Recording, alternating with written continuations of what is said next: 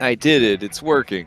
Okay. So I probably should have mentioned this before we started, but if anybody has a good memory, if you could remind me that I have to kick off a render before I go to sleep. So after the game, when the game is done, I have to kick off a render so that we can get this Skull and Shackles stuff up onto the YouTubes. I would really appreciate it. So if anybody can remember that, just let me know when the session's over. Don't forget, you gotta render out the video. Did you ever get Candlekeep up? I mean, it's up.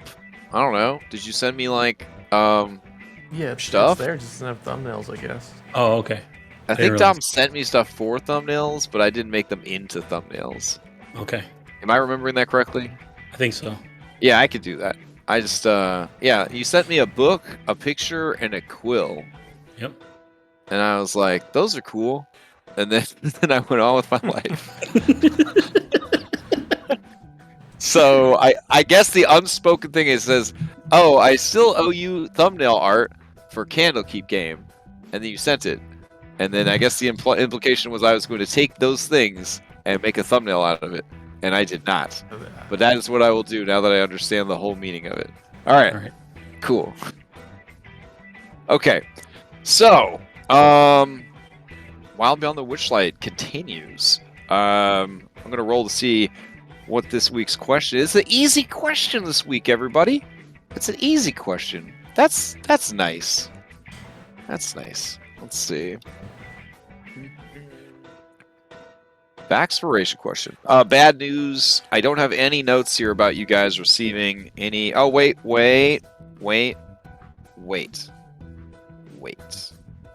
Okay. It says here that the real Lex gave you guys a fanspiration. So, yep, put that into the robot. Okay. This week's questions. Here we go. Warm-up question.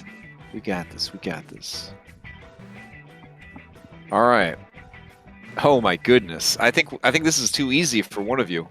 Is your character, either form of your character or the optimal form of your character, is your character willing to risk the well-being of others in order to achieve their goals? Oh God, yeah, easy. It's easy for me. I think it's too easy for you. So and why? Oh, and why? And why? I mean, that definitely immediately makes it a better question. Why or why not? Still easy. Okay, so that's the question. Is your character willing to risk? All right. So while you ruminate on that, while you think on that question, does anybody want to sum up what happened last week for a point of DM inspiration? I've been told that we're heading into a inspiration recession, and so any DM inspiration that you can get a hold of now is going to be worth double, maybe even 10 times the amount when the hard times come. Just saying. Yeah. Okay. Anybody? All right. Yeah. All right. Yeah. Amber Curl, take it away. Okay. If you give me, let's see. We had recently just finished dividing our loot amongst ourselves at the battlefield. I don't remember much from the battlefield, but we made our way back to the Walking Inn, and from there, we were able. I think we had an agreement with, what's her name again? Sue. She would use our guide, and we would get more days, so we could travel to thither. Correct? Mm-hmm. All right. Afterwards, we then made our way. Could I get the map real quick? Which one? The map. Wait, no, we have the map. Yep, just scroll over. It's a big old landing page. Yes. We had made our way back, and we went to the big rock that had a sun in it, or it was just shining light through. I'm not sure. Yep, the Candlelight Cavern. We made our way up to the Candlelight Cavern. Some of us decided to risk it and epically face planted against the side of the rock. That was funny. I enjoyed that. I enjoyed that a lot. The tennis ball made that contraption. I wouldn't have trusted it. I mean, it's a tennis ball. So I don't know what was Lucky was thinking. It's a menacing tennis ball. Tennis ball? Yeah, tennis ball. Oh, right. But the rest of us made our way up there by climbing.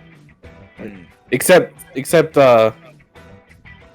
Darth. He just got carried up. I think it's because his legs are not as good anymore. They're crinky. But surprise, surprise, when we got up there, it wasn't really like a sun. It was like a room with this shadow dude in it. And a bunch of candles. A lot of candles. And the tennis ball made its way up there too. Yelling at the shadow. Something about a candle and how it wanted to be put out. The shadow dude's okay. He likes to read books. I think books are but they're not bad. Lucky won't share his book with me for some reason. I don't know why. I just want to read it because it has juicy stuff in it. But we found out each of us has a candle in there because the candle is your tie to Sybillna, right? Zybilna, yep. Queen Zybilna. Yes. We had pledged allegiance to her. Everyone except Henrik. Henrik doesn't have a candle because he was smart. He didn't pledge allegiance to the flag of Sybillna. He was just like, I'm going to do the job. You can count on me on killing monsters. But I'm not going to do your stupid candle. Yeah. There was a break-in too. The reason why we were able to walk up into that place so easily is because there's a big hole in a window. And that was done, I guess, by one of my old crewmates, Mr. Muscles, who's now apparently Will of the Feywild. Interesting. I wonder how that happened. I actually don't remember. I don't wonder. I knew it's probably a curse from the hags. He probably pissed them off, so that's probably what happened. Found out the shadow dude. I keep forgetting his name. Someone's gonna have to remind me. Oh gosh, it was Girindol. Girindol. Yeah, that's right. Was missing his candle putter outer. Yep. And he asked us to go find it. And I think we 5-starred that, like, for time. Like, it was definitely a speed run really quest quick. for sure. That's very, very quick. We went down and then immediately got it and then went back up. So that was a 5-star dungeon task right there. Persuaded the tennis ball to join us. Now I have a tennis ball. Yep. Good old tennis ball. And I think we're making our way up north towards the unicorn. Yeah, that sounds right. Where we then went into a forest and now are about to fight. Okay, and you are about to fight who? Do you remember? No, I don't remember. That part escapes me. You are going to fight the half-orc, half-dwarf assassin who works for the League of Malevolence. Oh, that's right. That's right. Yeah, super villain organization of the Dungeons and Dragons multiverse. Sworn enemies of Valor's Call. Valor's Call. Yeah. Valor's Call. Like, I'm talking about real superheroes, the kind that get action figures. I still don't know who that is. That absolutely blows my mind when you posted that last week. I was like, oh shit. Well, they so only made cool. one. That's what's so surprising about it. They made more than one. You're so mean. All right. I purposely didn't look up any of the other ones. I'll wait, but I'm very excited to find out. It'd be funny if, oh man, if I ever run this campaign, I'm gonna make, instead of him being trapped inside that thing, I think I'm just make him be an action figure on an inner. Oh, like in her toy collection or something. Yeah. Oh man. Yeah, it's certainly nicer than making somebody stand up and shit for God knows how long. But Yeah. I mean, they are pretty evil. So yeah. All right. Who would like to answer the question? Oh, take your point of demonstration. Who would, for a Factspiration die, like to answer, is your character willing to risk the well-being of others in order to achieve their goal? And why or why not?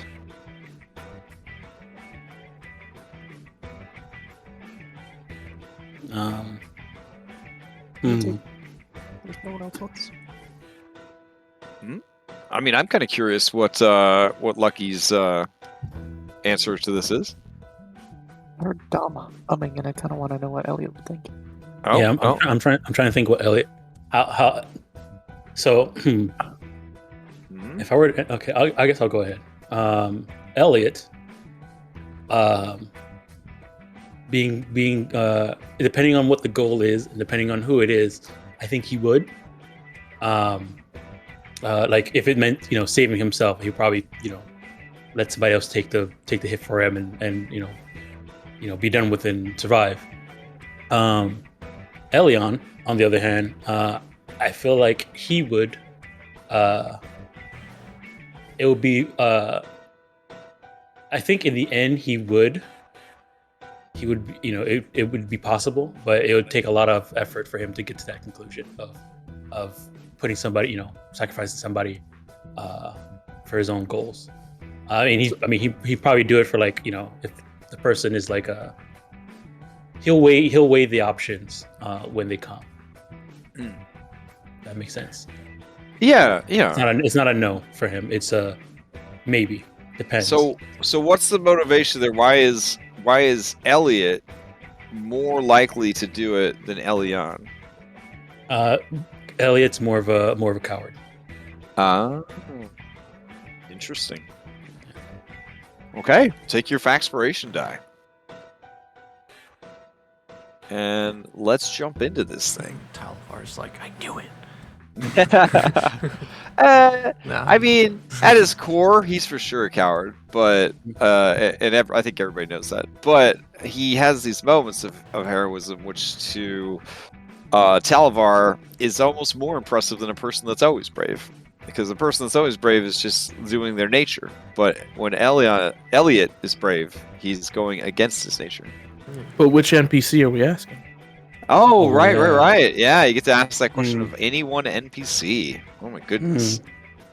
A lot of great options now. Could be any NPC you've met the cafe. Could be anybody. Did we ask him something last time? Who, the tennis ball? We met the tennis ball. We met tennis ball. The fairy dragon last time. Yeah. I'm thinking about asking of Blanc, but... oh, wow. I mean, Blanc comes from a very French Revolution society, Yeah. Let me see. I'll ask. I'm pretty sure this answer is going to be a, good no. Definitely no. But I'll ask Elkhorn. Okay, so Elkhorn. Wow. Elkhorn believes in 9 alignments. In his home, they pray to goodness, and they respect the 9 alignments of the earlier ages of magic. He definitely would never make that call. He is a dumb good guy. He would let a single hostage cost him all of the hostages, because he would not want to be the person that made the call. Like, if the bad guy was like, give up or they die, and he would be like, oh no, and he'd have to throw down his weapons, because that's what good guys do. Mm-hmm. It's just how he was made. It's how he's programmed. He can't. Even though it's wrong, I'm gonna put it out there. Even though it's suboptimal, he often will make the suboptimal play to stick to his alignment. So, even now, he is using a sword. This is actually per the adventure. He's using a sword because he's not very good with swords. And he figures since you guys are so tough, this is a great opportunity for him to not outshine you in combat and get a little practice. And he's also fighting left-handed with a sword. So this is like he's got the leg weights on because he doesn't want to outshine you brave heroes on your adventure. Oh, dang. Yeah, I thought that was kind of a neat touch. Because at first you're like, a dwarf with a sword? Question mark? He has every other classic dwarf thing.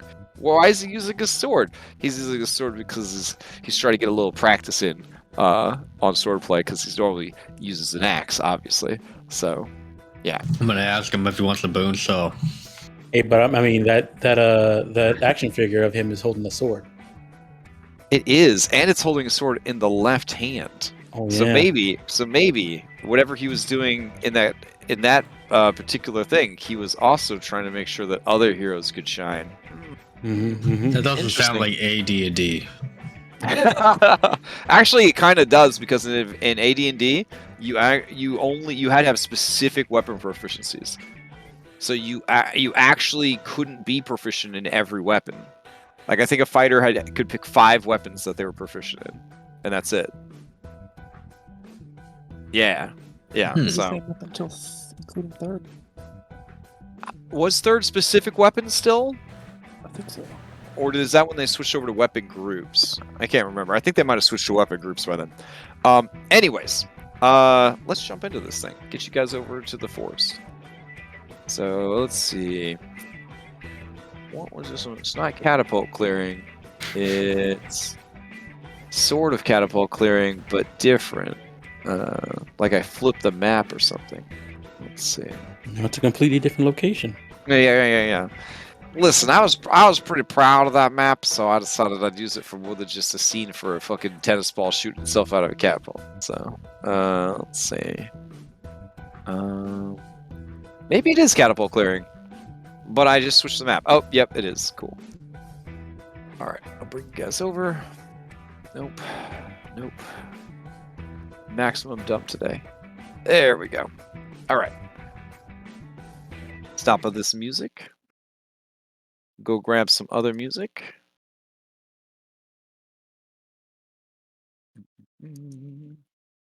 Did we have surprise on them? I believe you did. Yeah. I think one person did. Yeah, we used Pass Without Trace to kind of sneak up on them. Yeah. When we heard noises. All right. And then... Okay. I'm going to clear chat real quick for even more performance enhancing. There we go. Looks like everybody's rolled into the initiative. Or nobody's rolled into the initiative. Oh. All right. Let me grab everybody. All right. Let's see. Elkhorn is not on the B team. This guy, this guy, this guy, this guy, this guy, and this guy. All right. There we go. I guess the tennis ball's not on the B team either. Holy crap. I guess it should probably be on the B team though. It's got like 5 hit points. I think I won initiative. Oh. Yeah, maybe. Let's see. Alright, let me roll these bad guys in. Wow, Zarak, you're a goddamn rogue. You got an 8? What the hell? Ooh. All them rolls, no natty ones though. It's wild. Okay. I rolled Darth, but he just goes after me. Oh, okay. Yep. All right, remove. Oh, and we're having Henry Jr. go after Henry. All right, cool. Let us begin the combat. Lucky, you're up first. They're surprised, right? Yes. Okay. Well, I will. I think safest bet is to scooch up a little forward and Game's paused. Oh yeah, I remember now. They were talking about they were just figuring out that the whole unicorn thing, and then we jumped them because of that. Hmm. Kinda Because of a flyer from the redhead girl. Yeah. here. I'm gonna cast Artifact this on myself.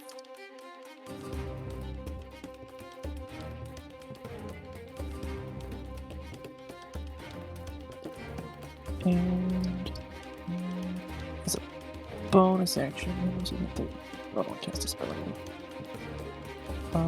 Whip out my gun and hold an attack until someone gets closer. Okay. Who would you like to pass to? I'll pass to Zyla. Okay. All right. Zyla, you're up. Yeah.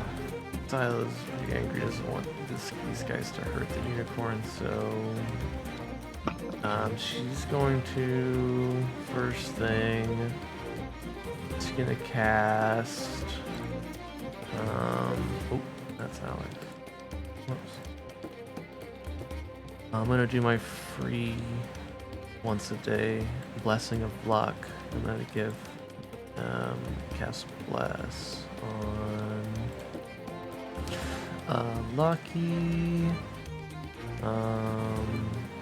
Give him some better luck. I'm gonna give it to Elion and Twig.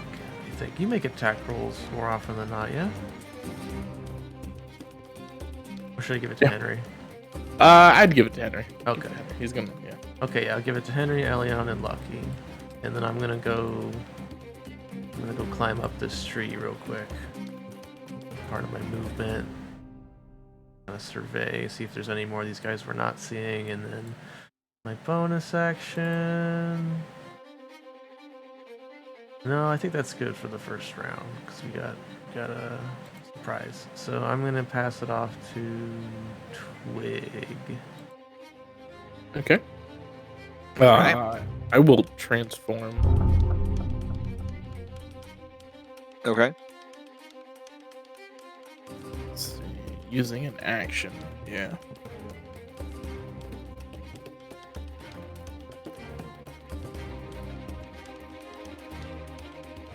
And then I will move up.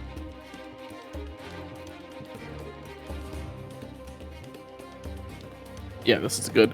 What I'm going to do now is I'm going to use my bonus action for conjure cover. Instead of the normal, like little ships thing I do. This line, that line, and the line in front of me, straight down. So that's just a wall there. This wall is not difficult terrain. When you're behind the wall, you get cover. If you're like directly behind it. And I will pass. Well, I'm gonna have Darth go up too, so you can get out of the way of other people.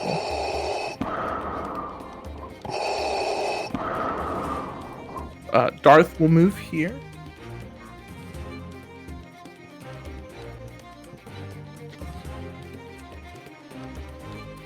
They are surprised.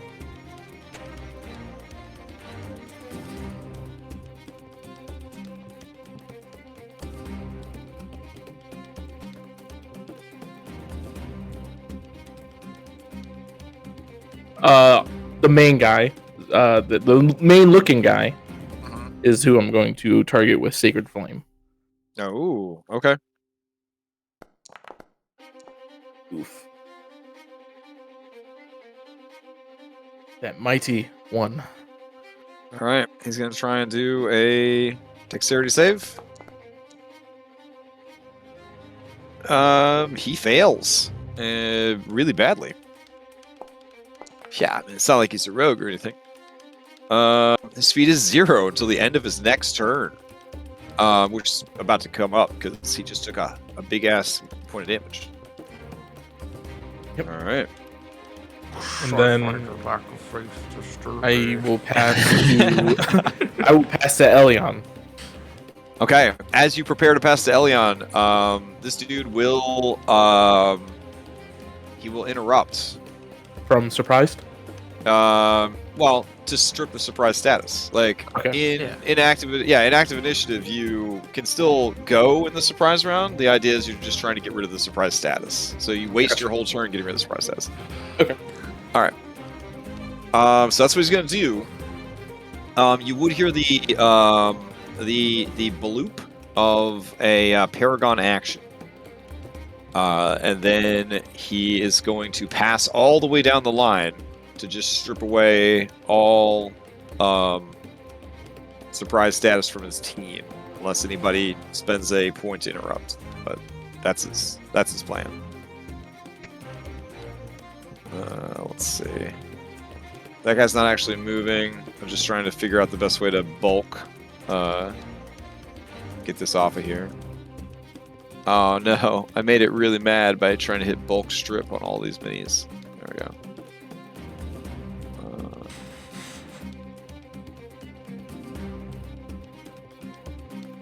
Nope. Oh my god. It wants me to remove each one individually. I'm gonna cry forever. Okay. Well, that's what I'll be doing while you guys are taking your turns. So yeah, passing all the way down the line, they will then pass to Elion. Okay. I'm gonna step up behind this cover. And bonus action.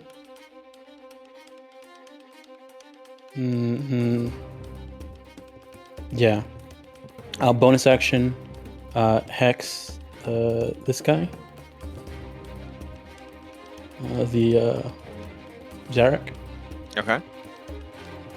So spells. Hex. Okay. And then I'll let me see here. Which one do I want to throw?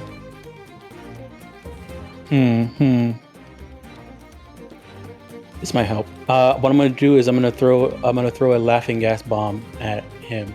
This would be a disadvantage. Because he's more than 60 feet away from me. So. Okay. I mean, he's more than 30 feet away from me.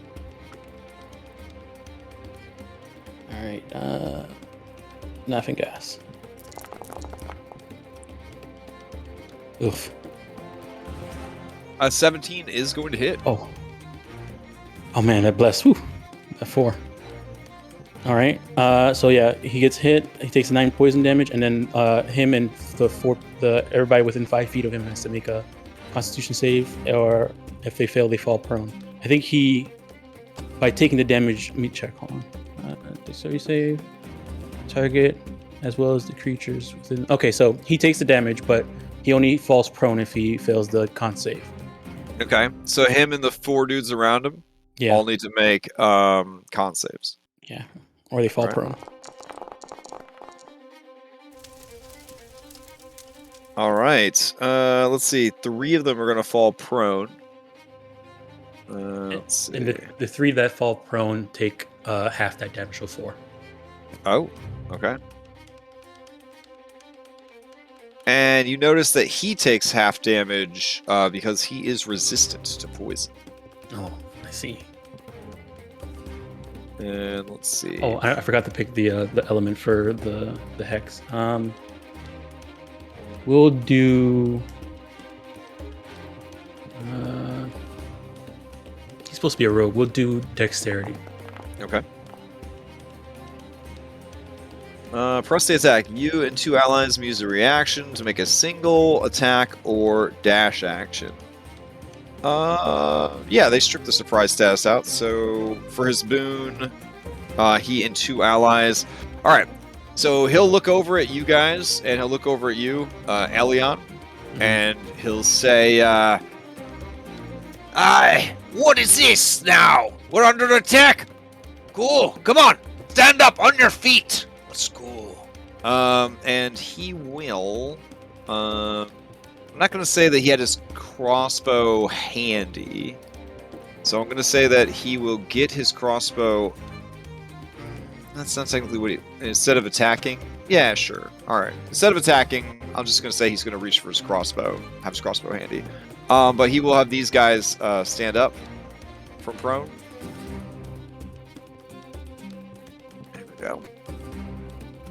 and they... let's see, what are they going to do? Yeah, they will use the rest of their movement, which is 15 feet, and they will start advancing on the party. Okay. They have already acted for the round and cannot steal. Elion, who do you pass to? Or what else do you do with your turn? So bonus action. I'll pass to Henry. All right, I'm on the bonus action transform. All right. I get that sweet template. All right. No start.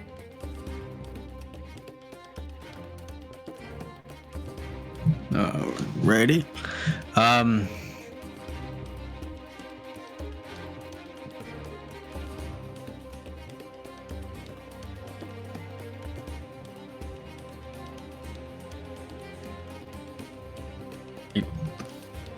That's as far as I can get with my movement.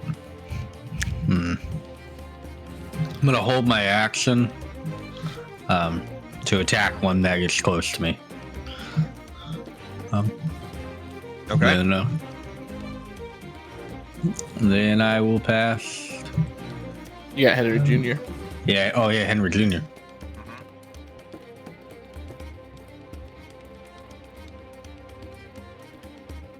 All right.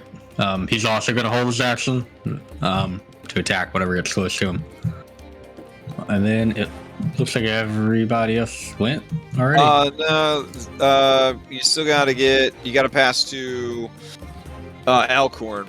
I removed him and fixed the fact that it was saying he was a bad guy and then put him on because I just couldn't live with him being listed as the bad guy. So. Oh, yeah. Yeah. All right. Yeah. Then I'll pass to him. Okay. All right. Alcorn looks over at Zarak. He looks at all of you, and he says, "Oh, be careful. He's a real sneaky one. Don't let yourself lose sight of him, and don't let him attack you with advantage." Yeah. And then he is going to. Let's see. This is dwarf. And this is before Morton came, or Monsters of the Multiverse came out. So he runs and leaps over some bushes, 25 feet, and then he is going to, let's see. Oh man, he really wants to get up on him. Oh man. All right, he will move to here with his dash action, and that is his turn for now. All right, going into the next round, he will. Let's see, Henry's holding an action. Me. Lucky. He will pass to Lucky. Okay. Lucky, you were holding a shot. Did you ever take the shot you were holding? I couldn't because armor is an action, so I couldn't hold one. Oh, okay. So instead, I will bonus action cast After Image. Oops. Okay. On myself. So I'm very hard to hit. And shoot him, stab him. Is it item interaction to swap my weapon? Yes, unless you have, I believe it's, I forget which feat it is. There's a feat and a couple of class abilities that. Just play Celasta for one evening, you'll know all the SRD rules. I guess I'm replying. No, I'm gonna swap. I'll swap my sword. Okay. Stand. That's my action. So I will stay where I'm at. Okay. I'll pass to Elion. All right. Let's see here. Alright. Elion, before passes, now that it's a new round, Zarak is going to use his Paragon, and he's going to take a shot at Elkhorn. And he says, well, look at you, old Elkhorn. Guess you escaped from the hag then, did you? Well, don't be worrying. I'll finish your journey for good. And he's going to fire his crossbow. I don't know if the crossbow will work because there were some changes made to crossbows between then and now, etc., etc. So we'll see how it goes. Let's see. He's a paragon, so he does get to use his full multi-attack, which is going to be 2 shots. And he... Do you do anything weird with his stuff here? No. Okay. All right, here we go. Takes 2 shots at Elkhorn. 1 and a 2. All right. Let's see. The 12 definitely does not hit. The 18 does. Elkhorn takes 9 points of piercing damage, and then sneak attack. Oh my god. Jesus Christ. The gentlest tap, the lightest touch. The lightest touch of this. It actually pierced his chest armor and went right through his heart. And, Zarak, Zarak says, kill shot! All right, and then looks confused. All right, so to you, Elion. Okay. Let me see here. I was gonna take an action. I should have did that during the surprise round. Okay, what I'm gonna do. None of them have gone yet, right? So if I hit them, they're gonna steal. Let's see. Correct. Yep. In this round, not a single bad guy has gone yet. Okay. Are any more grouped up? So many. Okay. They were having a team meeting. All right. So this guy, I'm gonna throw one at this guy over here, Okay. and I'm gonna throw a. Let's see here. A pheromone bomb. All right. Ew. Is at disadvantage, so. Oof. Okay. So as you go to throw it, let's see what happens.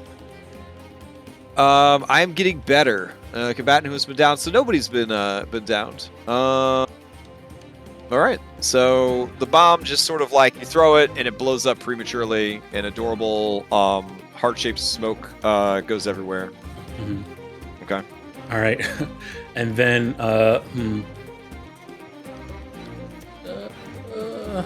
yeah, I guess that's okay. Hold on, cat keeps walking around, so it's hard for me to do. Okay, this guy right here, Mhm. I'm gonna push him.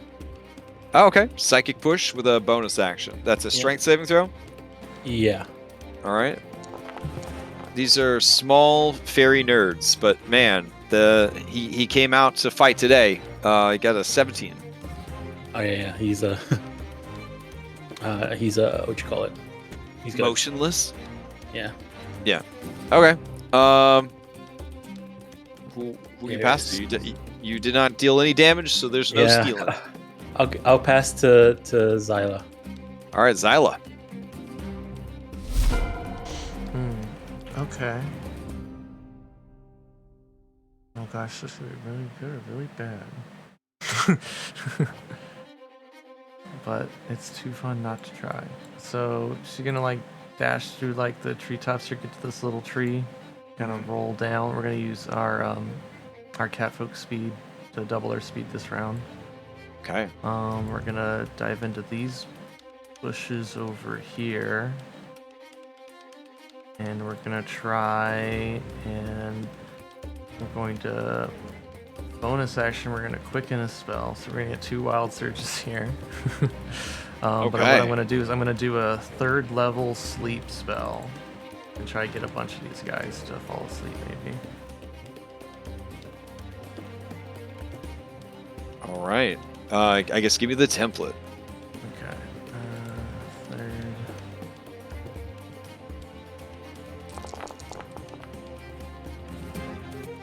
Oh my god. It's possible. Yeah. I'll do it here. Okay. Let's see. Bubble loose plus because this is concentration too, I think. Or Sleep this? is not concentration. Oh, thank goodness. All right. All right, so this guy falls asleep. Do you need it to be bigger, or can you guys see that guy's sleeping? I can see Okay. it. Let's see. I asked that, but I probably need to be bigger, honestly. There we go. He's already prone, so that works out really good. Let's see. That is X amount. I don't have it set to show me their stupid hit point numbers, so I'm having to like right click on each one to figure out who has the lowest HP. Ooh, wow, that guy's really beefy. Okay, so this guy's asleep. Let's see. Let's see, it's from the center of it too. Yeah. Alright. So this guy's asleep. And this guy's asleep.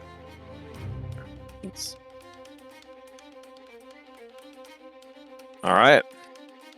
Alright. And then since we used a meta magic on a spell, gotta get to wild searches. Alright. Wild Surge. You cast Thunder Wave. Oh no, is that gonna wake them up?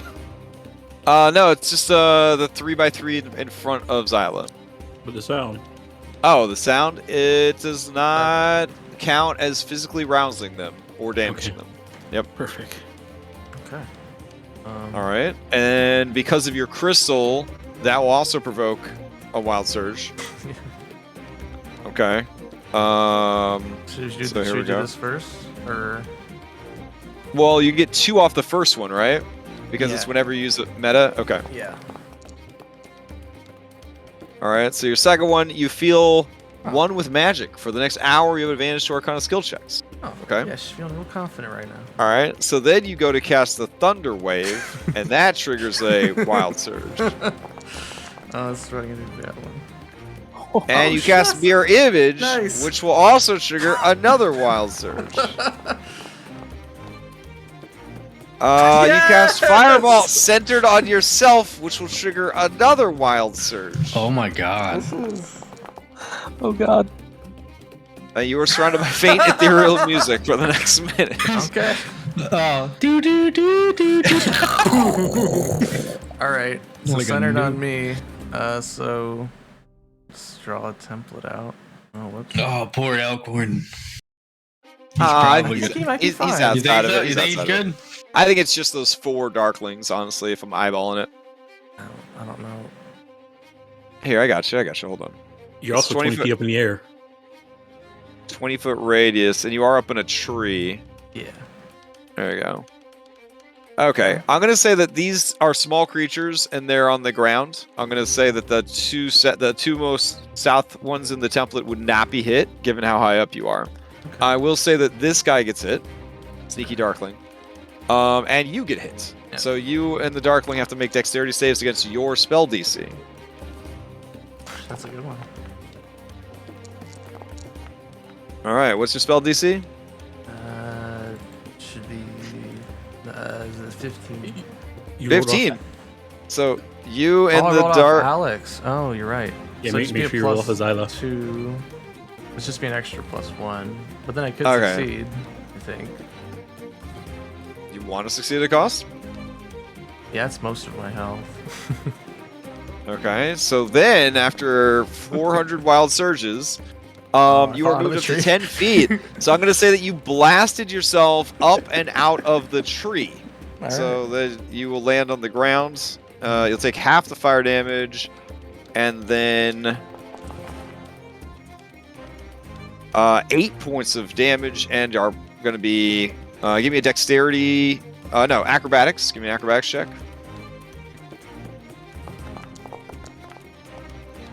Oh my goodness. All right. So you take 8 points, you blow yourself up, go spinning out of the tree, slam into the ground here, which is the most disadvantageous position you can, and are prone. As you do, this guy dies. And when a Darkling dies, it explodes Okay. in my God. in a flash of light, because Darklings absorb light as part of their magic, and so all the light that he has accumulated during his lifetime has been stored inside his body. He explodes, 10-foot radius. You must give me a Constitution saving throw. Oh, so you, Oh no! Oh my god. Okay. You sure So- I'm so- not rolling? What a Or- turn.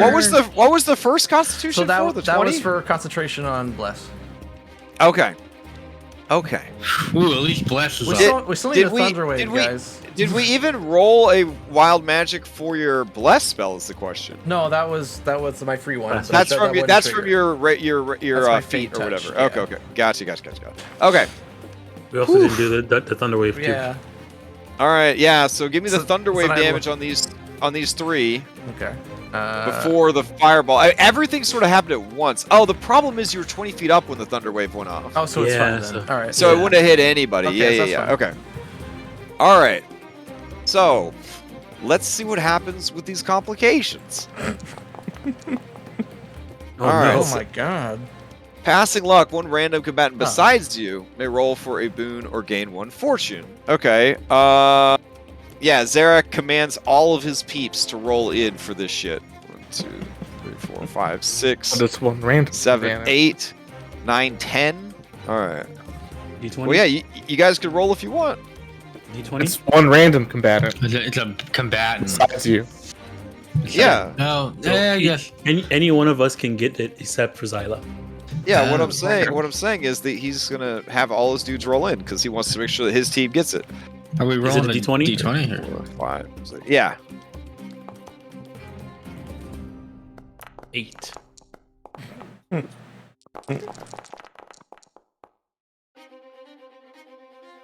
Okay. Also, there's a 17 in there. Yeah. Did mine not roll? I don't see twigs. I don't see Let me twigs try yet. it I see again. Elion, Lucky, and Henry.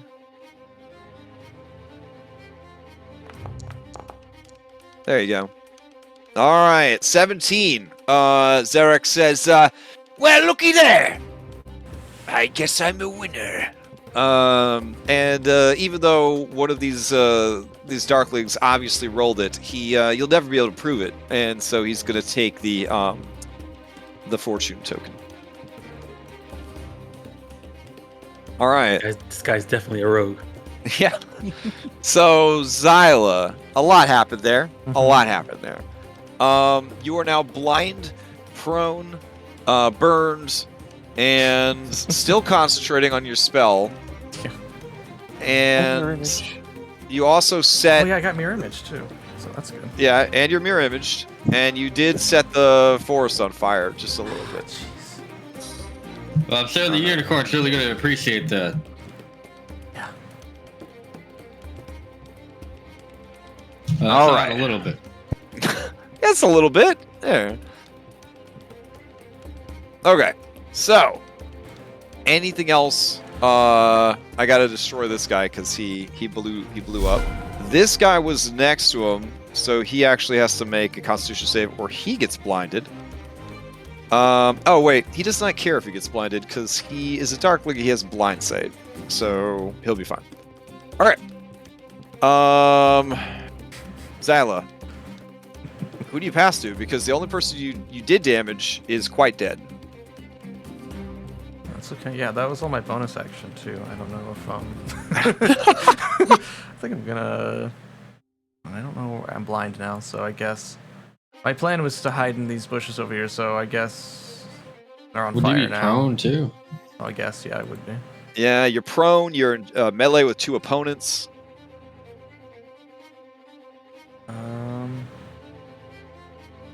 Well, yeah, I guess I'll dash to stand up and not be prone. Okay.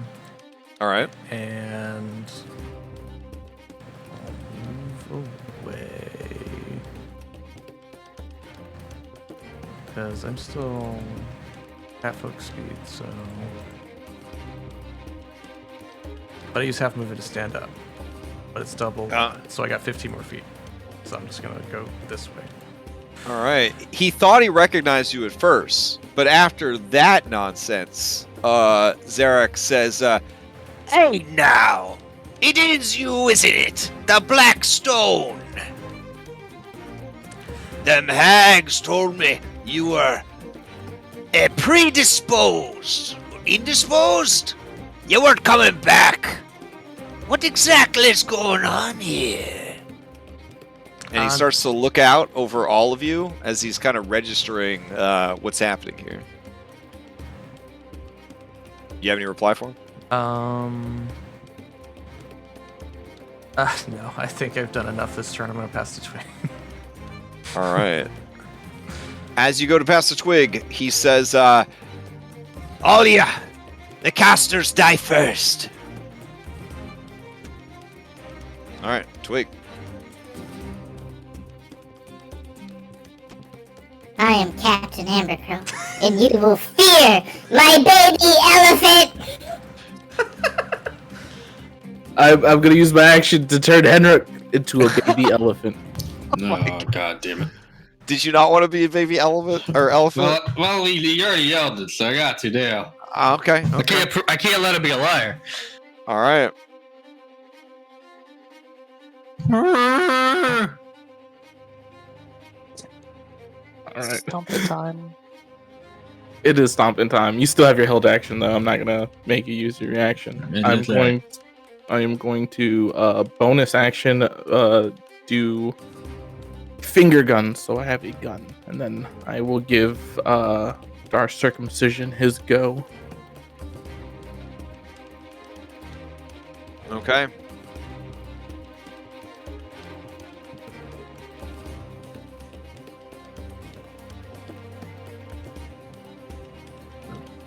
I'm gonna move there. And Dark Circumcision, he has the flank.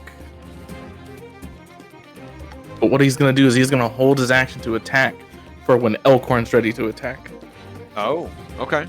And then I'm gonna go ahead and pass to Baby Mammoth, because that's the only person I think that's gonna be able to do anything. Well, All right. Dark Circumcision is unfortunately in my straight line. Straight line that way. That's true. Take a step back, and then I'm gonna bum rush him. And then I should be able to. I always forget which one I could do first. I'm gonna gore him. I'm not going to gore him. You should still be blessed. Oh, you're right. And before.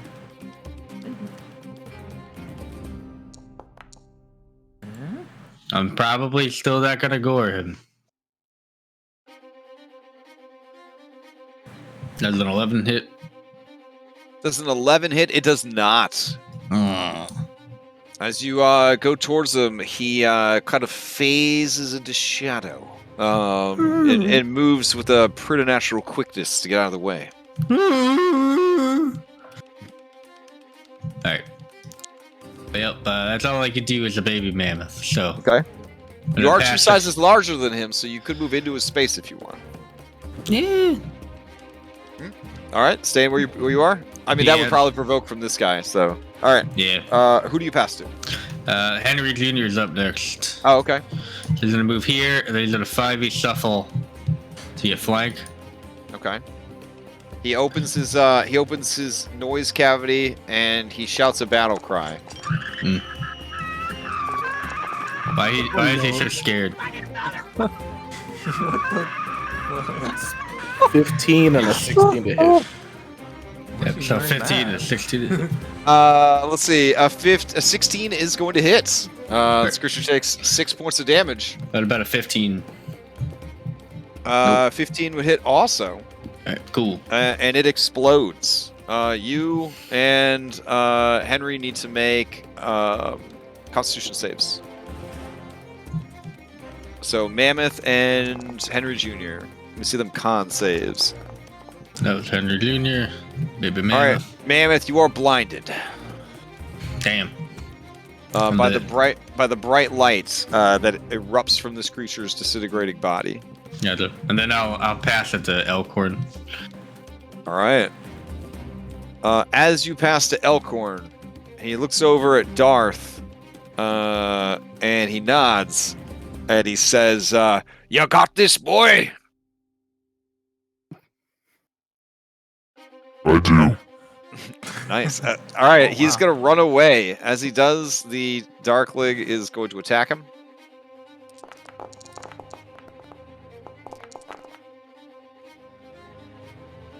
Um, 15 does not, I believe. Didn't you guys pick him up like better armor, right? You got him like a chain. Yeah, that 15's from me, and I would have done it while he's flanked to get a 17 as he was running away. What armor did you give this dude? Did you give him any armor that you found? Chainmail. Chainmail. Okay, I had chain shirt. Let me increase his armor class real quick. There we go. He did pick up some stuff at the ancient battlefield. I don't know what he picked up. Mhm. Yeah, I gave him when I took the plate, I think I transferred over or tried to Elkhorn the chain shirt. Okay, yeah. He's got an 18 armor. The He's got chainmail. he's got an 18 armor class. I was looking at it, I saw chain shirt and I was switching chainmail. All right. So he does not get hit by the creature's dagger. The 15 does hit the Darkling for 2. Oh, going back. These guys would have attacked me, I assume, because I ran away. Oh yeah, thank you for your honesty there. All right, here's a dagger and a dagger. You're sure there was so much going on that I just lost track. Yeah. Okay. So I don't think either of those hit. You 15 Well, and were 13. so they have you're advantage, blind. but Oh, I God. gotta roll these Yeah, for mirror image. the mirror image. So the first All right. one misses, doesn't hit the mirror image. So Yeah.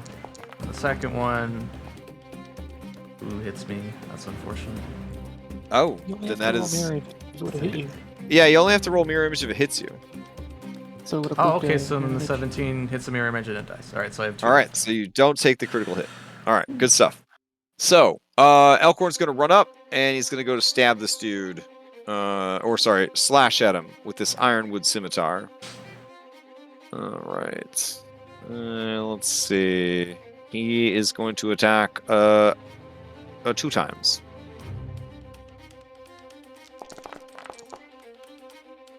Oh my goodness.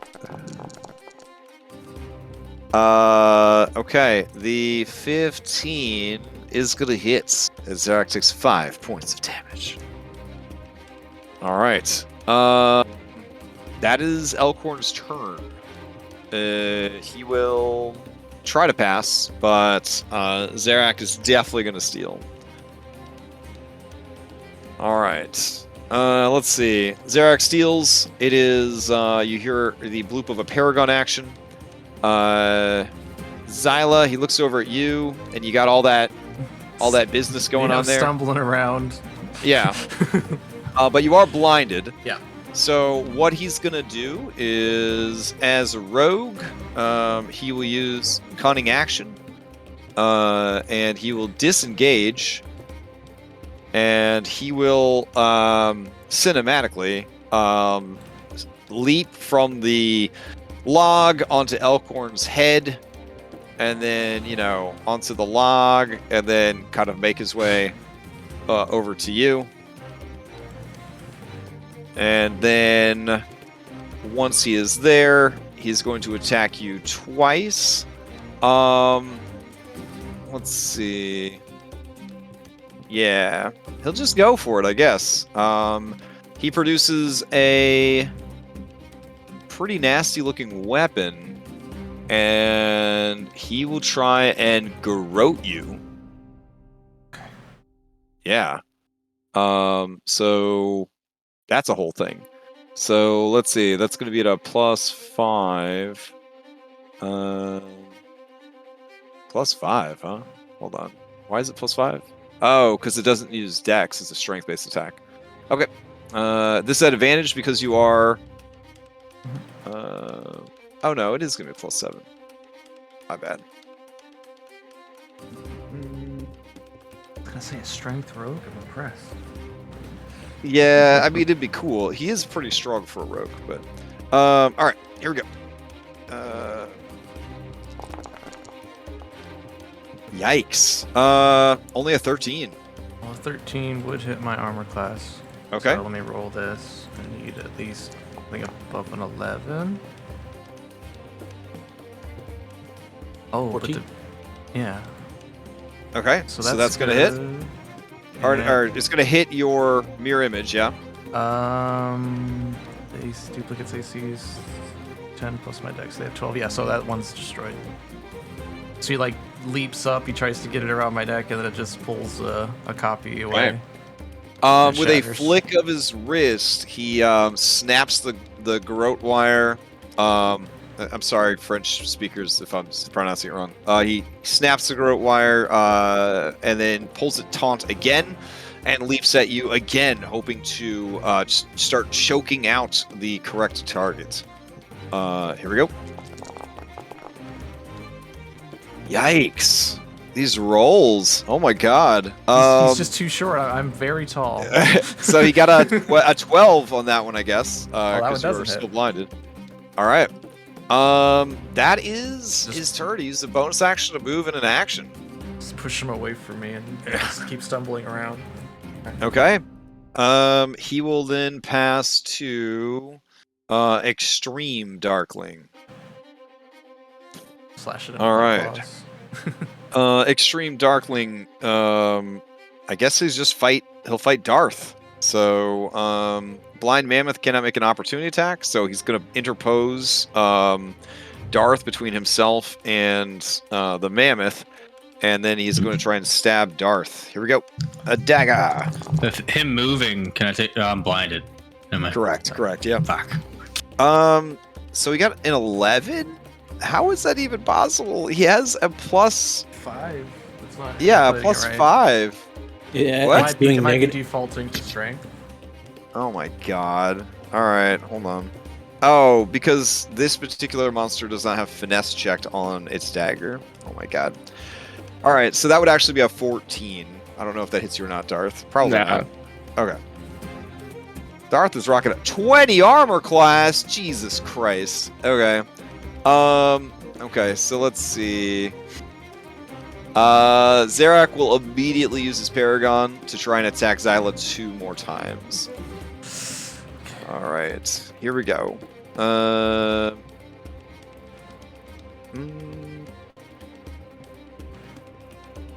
Yeah, he's still gonna do it. Here we go. He's gonna try and get you. Oh my god, bro, she's too tall for you. 16? Yeah, it's 7. I need to Okay. get more than okay. Oh man, it's a So 13. This is weird. I mean, So it's all not- it's not instances enough- of it. Is that your unlucky number? yeah, it is, but it's Uh-huh. unlucky. It's only supposed to count for ability checks and attack rolls. Okay. But it might be cool to just say that it does for everything. I'm fine with No, that. no, it's fine. If it's only for attack roll and ability check, it's cool. So 13 means it hits another mirror image. Yeah, 6 or higher. When you have 3 duplicate, now you have 1 duplicate. You need an 11 or higher. Yep. So yeah, it hits the last duplicate and shatters. All it. right. And then he will leap one last time. Oh no, I'm still blinded. Yeah, 26. All right, 26. Okay.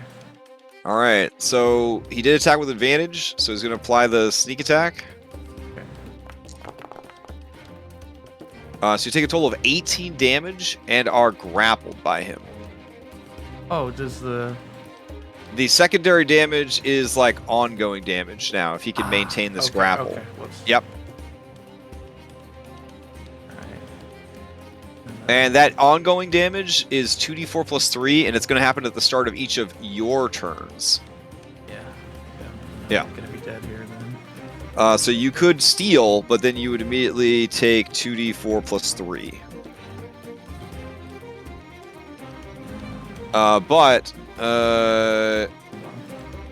Otherwise, this Darkling is just going to pass to more Darklings. Oh, you can't steal because you've already gone on this turn, yeah, I've right? already It's gone. all Darklings now. Okay, All right. and then this is, So that guy sleeps. Let's see. This guy is awake. Zarak says, He says, Oi, help me now. These do-gooders will always surrender when someone's in danger. and this Darkling like nods its head eagerly and is going to rush forward, and it does like a little somersault to try to get himself into position. Let's see. He doesn't want to go to like the burning fire though, so he can't actually get to a decent flank. But he will attack with his dagger at advantage.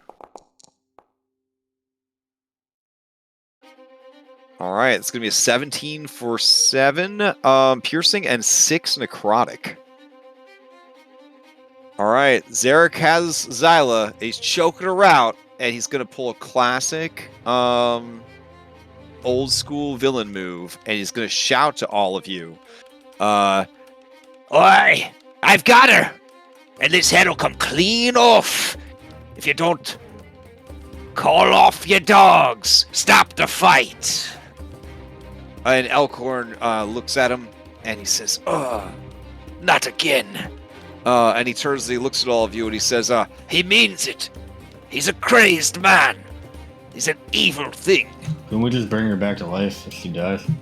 and Zarak says, Yeah, you might think you can bring her back to life, but I'll be taking the head with me.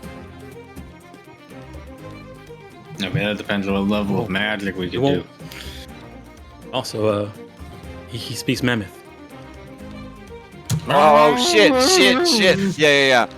So Zarak, No, Zarak he speaks basically, Mammoth. Zarak basically throws it out there. You know, Call off the fight, or she dies. Eh? Or do you like the idea of having your friend's blood on your hands? and he gives her a rough shake, so blood goes pss, pss, pss, out from the neck wound. Here, I'll demonstrate using the power of Foundry. There we go. Okay. I guess, okay,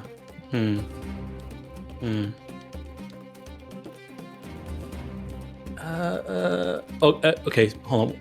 1 second. I guess now that you're unconscious, the bless is gone too, right? Oh, yeah. Okay. Get rid of that. And then, I guess Elion would probably yell like, unhand her fiend or something like that. Okay. Considering, now he's learned about them a little bit more. How they're like, villains. They are definitely villains. All right. He says, Oh, I'll unhand her when you go and bring me the unicorn's horn. Yeah, man, I'm not gonna do that. So All right. I mean, that's his hostage negotiation. It's, you know, it's combat rounds. so All right. They pass to Ingenious, and Zarak turns to Ingenious, and he says, Get them up! Get them up now! and this guy runs over, and he starts kicking 1 hour Darkling in the head. 1 hour Darkling will take 1 damage, and wake up.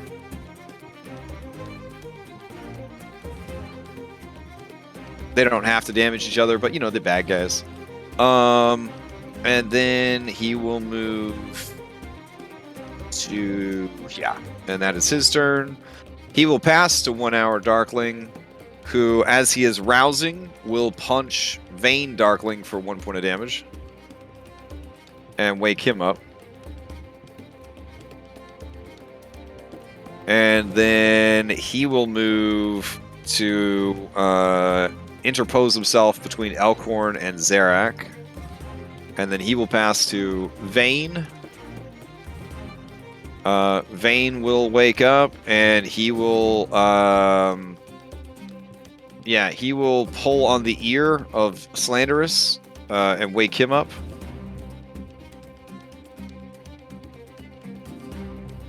And then he will let's see, run, it says difficult terrain, so he can get to about here.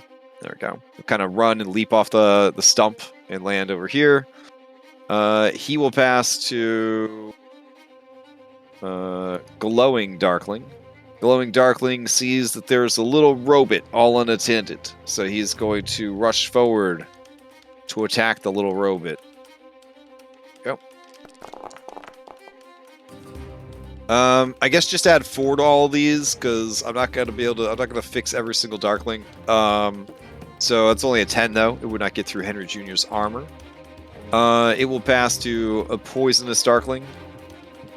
Let's see. Poisonous darkling is going to move to here, and he will attack your boy Elkhorn with a +2 flank. But that is not going to hit because he got a 6. He will pass to Puckish, who is sleeping, who will pass to Immortal. And Immortal is going to go over here, and he has the high ground, Anakin. He's going to stab down at Elkhorn. And, oh my god, my rolls are so bad. He misses as well, even with a... Yeah, not even close. Alright. Their turn comes to an end. The round comes to an end. They're going to pass. And they're going to pass to Zarak. Oh, steal. okay. Alright. So I take my automatic we fail. can steal for this? You take an automatic death save. Yeah. If you... Okay. I Alright. didn't know we could steal. What's your Well, play? unless something else, I'm gonna hope to roll a 20. That's all I got. Unless someone else had a better I plan. didn't know we could steal. If we could steal for that, I would have stolen first. Oh, okay. You have to have an inspiration to steal. Yep. I have inspiration to steal. Okay, cool. All right. You do it So then. you spend an inspiration to steal. All right.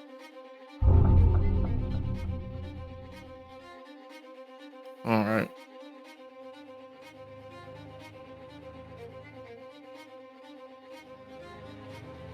I'm gonna move closer.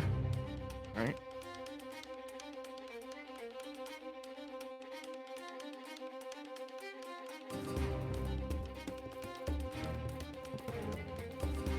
I don't want to hit him, so my action is gonna be to hold.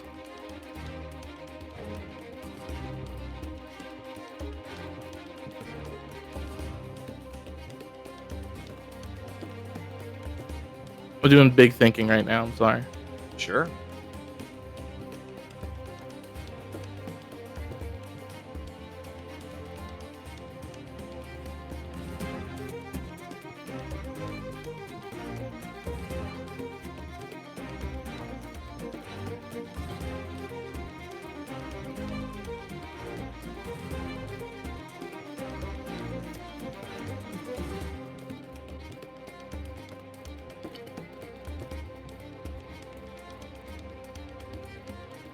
Oh boy. Yeah.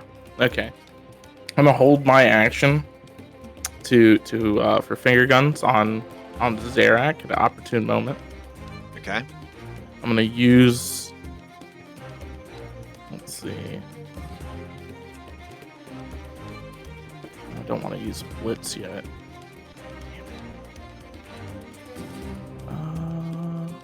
We'll use effortless. Yeah, I'm gonna use a charge of my battle die Okay. to do effortless dodge, so I'm dodging. Okay. I would have done blitz, but I don't want to blitz yet. Wait, no. I could blitz. No, I don't want. Yeah, I'm gonna blitz. Yeah, I'm gonna blitz. I'm gonna blitz. So that my chosen person can use a reaction to move up its speed.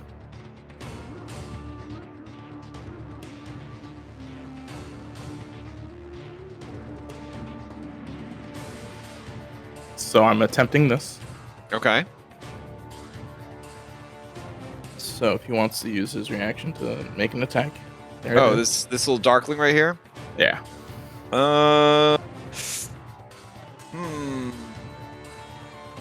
Yeah, you know what? He will just stab out at you. This is at a +4 to whatever's listed. So Yeah, 24. All right, 5 piercing and 10 necrotic. Okay. Can I, like, as Darth was moving away, right? Tug on the trunk of Baby Mammoth in the direction he is going.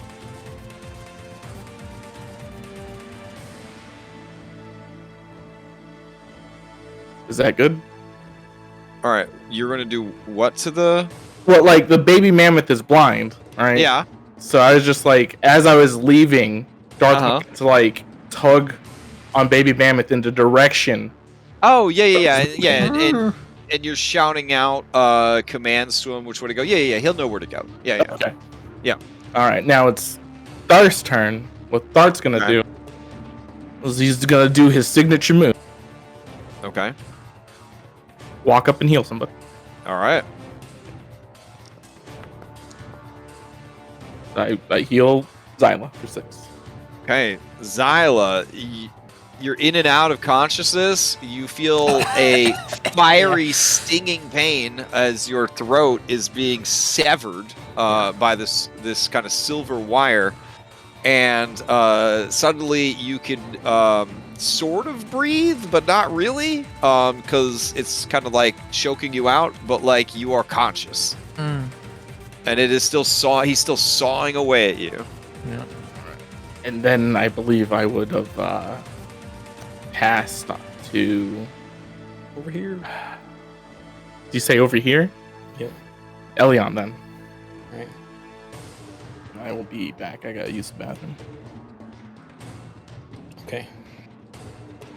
Alright, Elion's gonna hop the cover, walk up next to Twig, and I'm gonna try and do this. Bonus action, pull this guy away from Zyla. Oh, That'll let go okay. of the grapple. Alright, Oh, is he also grappling me? Yeah, he's grappling you with the garrote. Okay.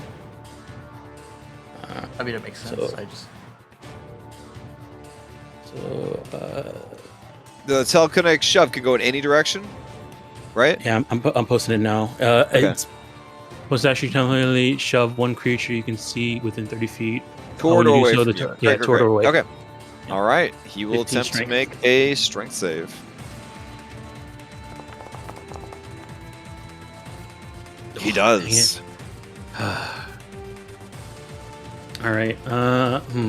He kind of feels the mental kind of thrust and says, You're making this harder than it needs to be. All I'm asking is for a little help here. Fuck yourself.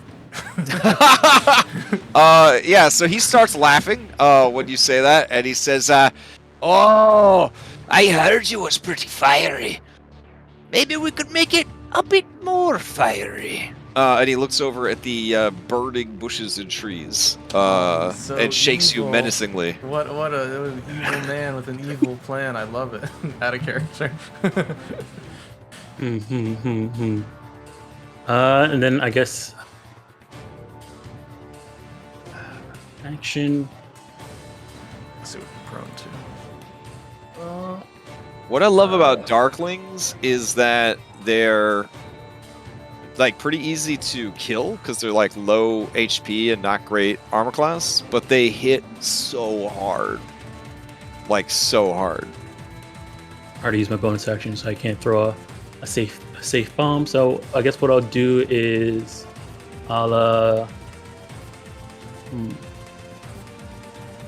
yeah, I guess I'll just throw a pheromone bomb at him. Okay. Ugh. All right. Misses. Yeah. As you go to throw, he just sort of like, yeah. I mean, there's a lot going on here. You go to throw, and this extreme Darkling, he like jump volleyball spikes it like, and it goes off into the bushes. Mm-hmm. And then he looks All right. at you, and he waves his dagger like, at you. Yeah, that was a good spike at least. He nods. He nods. Yeah. All right, that's all I can do. I'll go ahead and pass. I didn't damage anybody, so I'll go ahead and pass to I'll go ahead and pass to Baby. No, I'll pass to Lucky first.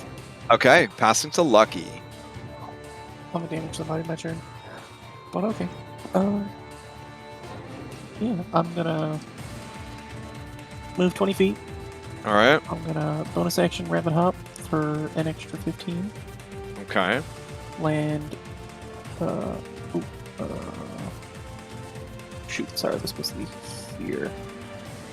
And then I'll land 15 feet away. And Almost. Remember, stacked moving by through enemy. allies is difficult terrain unless you're a halfling. Small and Right. But like it's still moving through an yeah. ally space. Only halflings can move penalty free through ally spaces. yeah. You could The- hold. The rabbit hop gives me an extra 15 because it doesn't take Okay. movement.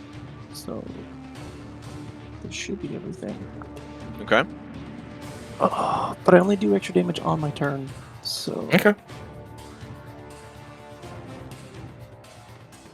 yeah, I'll try and stab him and distract him. See if they come after me.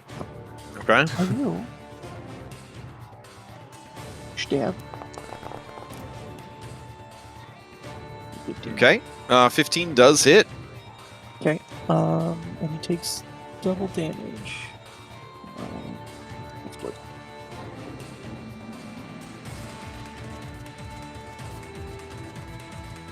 Yeah.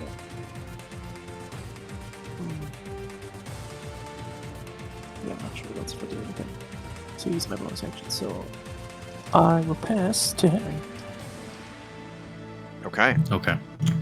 He Can I takes have- 10 damage and he's good as steel because he got damaged and he wants to be a bad guy, do bad guy stuff. Anybody gonna count? Anybody gonna spin a inspo to steal? Otherwise, he's going. Once or twice. I've already acted. I'll steal. I've already because acted, but I will shoot him now that he's acting. Oh, Okay. Well, I Wait, gotta I'm asking: is he acting, or is somebody gonna steal from him stealing? I'd Go like on, to go steal. on. Yeah. Okay. So Zyla, you spend inspiration to steal. Okay. All right. You are currently Yeah. prone, blind, and grappled. Okay. Yeah. How long does blindness last? And then let's just see. So this the end of damage. this turn. Okay. Yeah. That's till the end of this turn. Here is the damage. It's 2d4 plus 3 slashing. Okay. Well, that's really bad odds for me. Go ahead. All right. Let's see what happens. There's been some Same. weird dice rolls this session. But it might not be a death save. 8. Oh, Yeah. oof. So, All right. But you control the initiative now. So who do you pass to? yeah. Well, who's already gone? I think everyone's. Baby elephant is the only one left. Oh yeah, because you went and Henry is Baby Elephant Henry's the only one, and Alcorn hasn't gone this turn. That sucks. Wait, can he do anything? Reaction? No. I don't think so.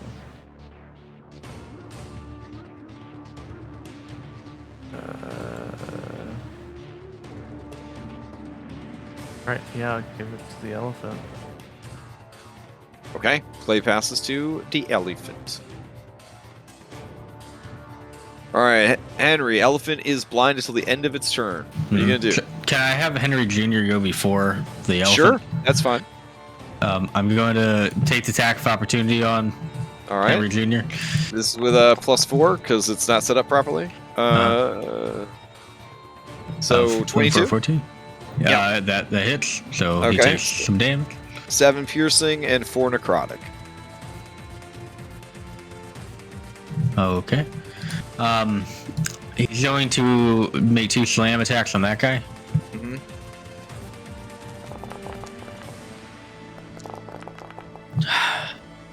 Okay. God damn. 8 and 9 do not hit. Okay, then. Baby Mammoth is blind, so it doesn't really know what is running into, so it's going to move up. We're going to Okay. just bounce into it. When it realizes what's there, Mm-hmm. it's going to gore it.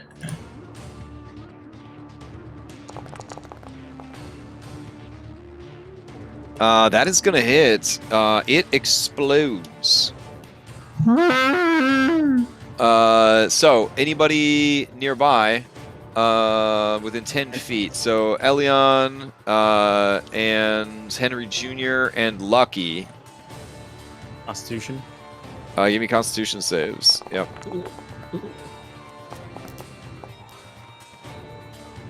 Alright, I'm guessing blinded. All right. Lucky, you are not blinded. Henry Jr., you're not blinded. And Mammoth, you are already blinded. Hmm. All right. Anything else from Mammoth? That's all I got. Okay. Who do you pass to since the creature you damage cannot steal? And at the end of your turn, you will no longer be blinded.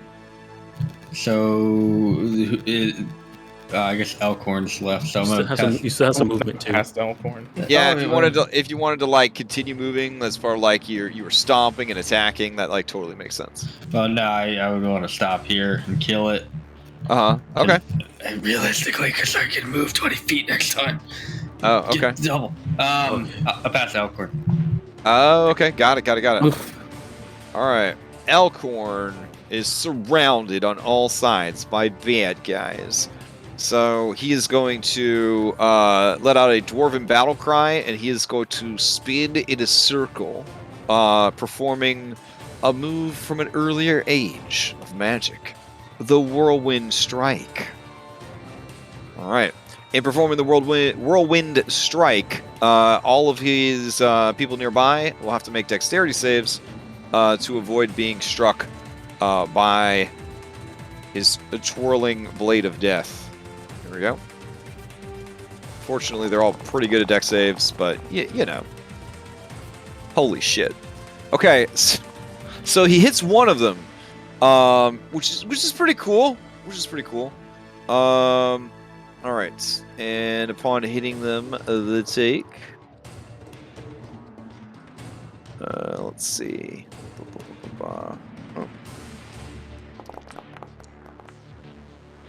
They take. Wow. It takes 5 points of slashing damage. All right. Cool. The ones who saved take half of that, so they take 2 points of slashing damage. He's out of practice and left-handed right now. Yeah. Wow. Okay. This would be like running into Superman, but he's like, I wore my kryptonite underpants today so that you guys could be the heroes. Okay. Cool. All of them took damage, so they're gonna steal.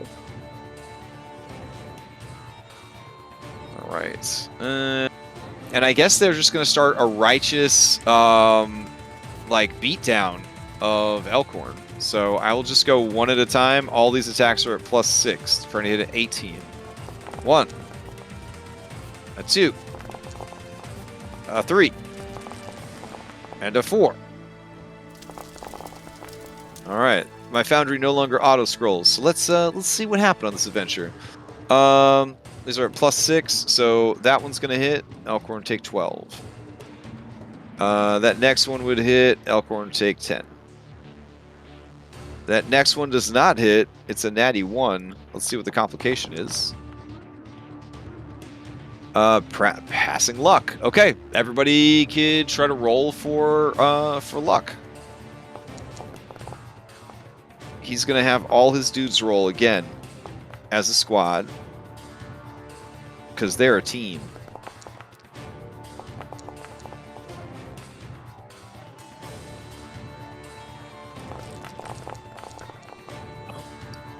Oh, no. Looks like he got a 16, y'all. He says, "Oh, me lucky day!" And he gives himself another stack of lucky. Henry didn't roll. Oh, Henry. Oh no, Would you like to roll? So Oh, okay. All right. Okay. And then the last one swung on with a +6. That's a 20. That also hits. Elkhorn is bloodied.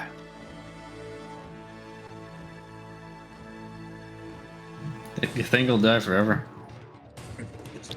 All right. They're gonna pass to their boss Zarak, who still has a Xyla.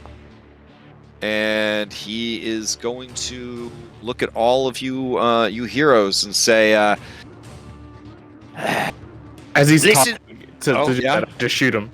"You just gonna shoot him?" Okay. I'm just gonna shoot him. All right. I don't know if a 15 hits. 15 hits. All right, I'm gonna spend a battle die since you get hit. Okay. Oh, where is it? Spend that there battle it is. die.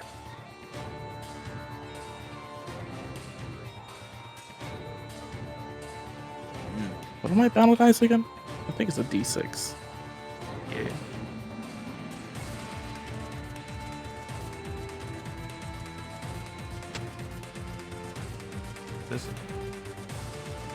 Did you roll it? I forget what my battle die is. I'm looking it up real quick. It's a D8.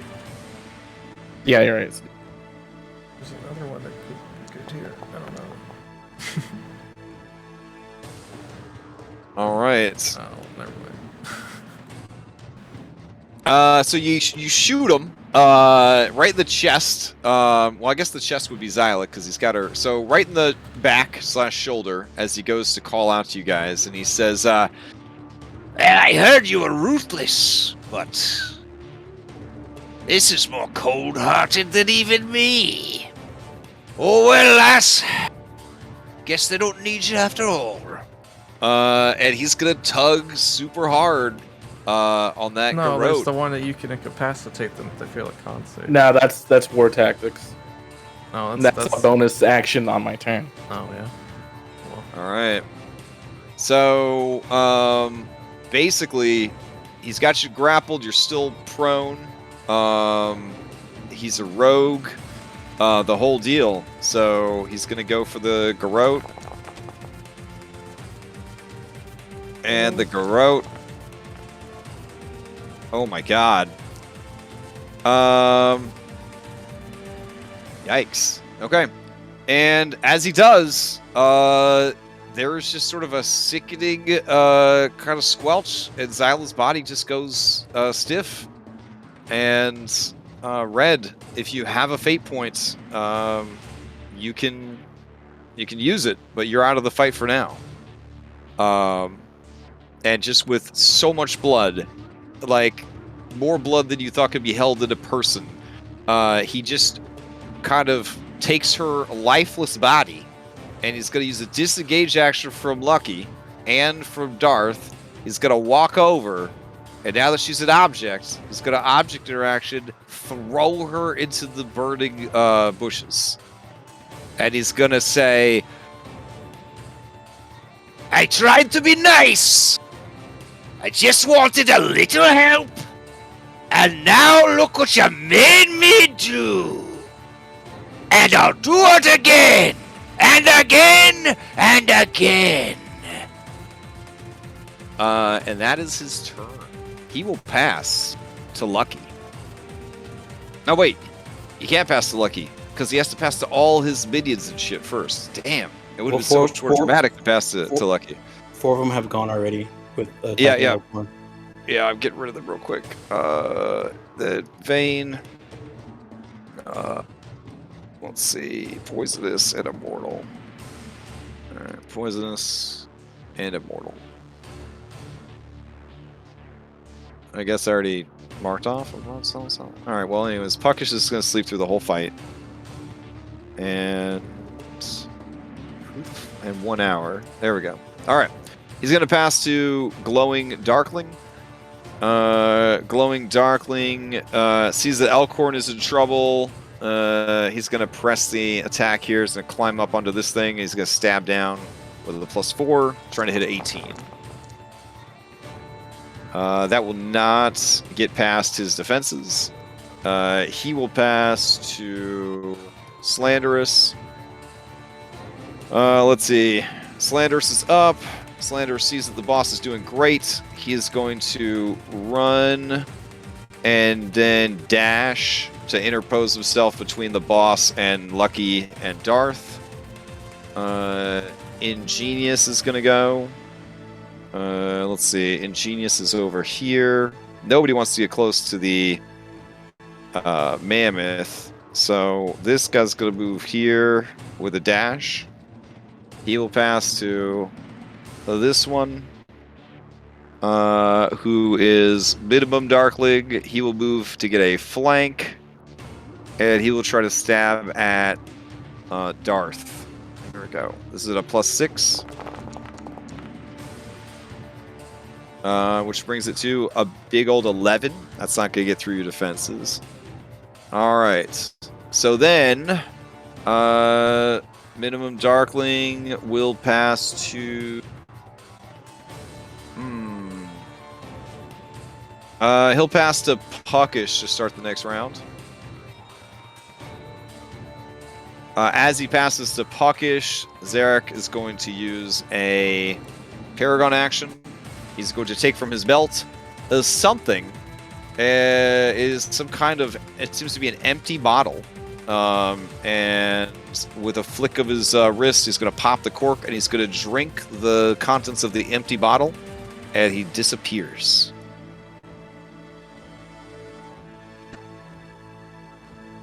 All right. Puckish is going to go. Puckish will pass to Zarak. With all the blood that is about, you could easily see what's going on here, Lucky. He is making his way towards you.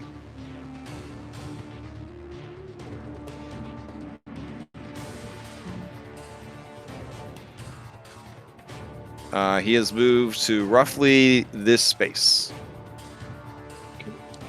All right. And he gets back his... let's see. Oh, this is his actual turn, right? Shit. In that case, he will move and then he will attack. There we go. We're looking at... yeah, sure. He'll go for the head chop on you next, I guess. So this is with advantage because invisible, unless you have some way to mitigate invisibility. I do not. All right, then it's going to be a 23. It's going to be 8 points of slashing, and you are grappled. Since he attacked with advantage and had an ally nearby, he's going to apply the sneak attack. Okay, he takes 5 damage from the Okay. armor. And I take, jeez, 11, 12, 20. Ouch. All right. You guys do not necessarily see what has Lucky, but you know that this guy has Lucky. I'm just gonna, if I happen to, does your after image do anything? Yeah. Sorry. 2 turns buffing yourself. On an even, he hits. Yeah. He misses. There you go. I don't take Okay. damage. You don't see damage.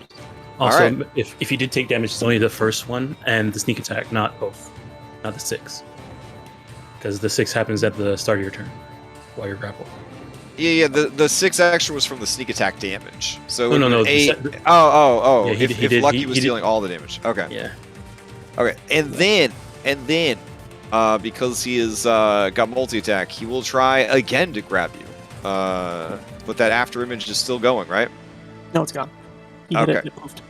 All right. Well, here comes the second attack. This one is coming in at a. Oh, there it is. I think it's only coming in at a 16. Shield. Okay, and reaction shield. Damn. So, This dude's all right. attacking still invisible. He is still invisible. Yes, off of that empty potion he drank. All right. He didn't damage you at all, Lucky. So instead of passing to you, he will pass to his own peeps. He will pass to Immortal. And Immortal will try and take out this old dwarf. This with a +6. Doesn't hit. So Immortal will pass to, we'll say, 1 hour. 1 hour will stab at him. Oh no. Oh my goodness. And he just kind of... And he falls over. Dead. Question For real? Oh. I don't know. All right. And then Zarak yells at them, "Over here! Get him!" And this guy, 1 hour, will pass to Glowing. And then Glowing is going to leap off the log and rush over. And he's going to try and stab at Lucky. Here we go.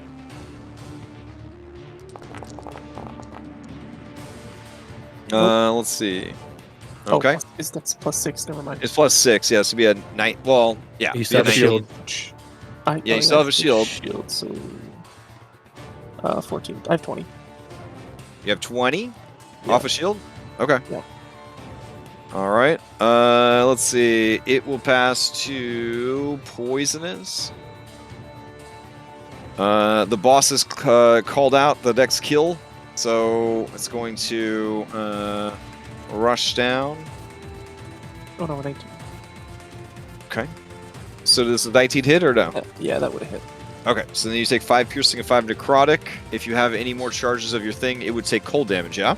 Yeah, he takes 5 cold. Okay. Alright. Poisonous moves into position. Same deal. Here we go.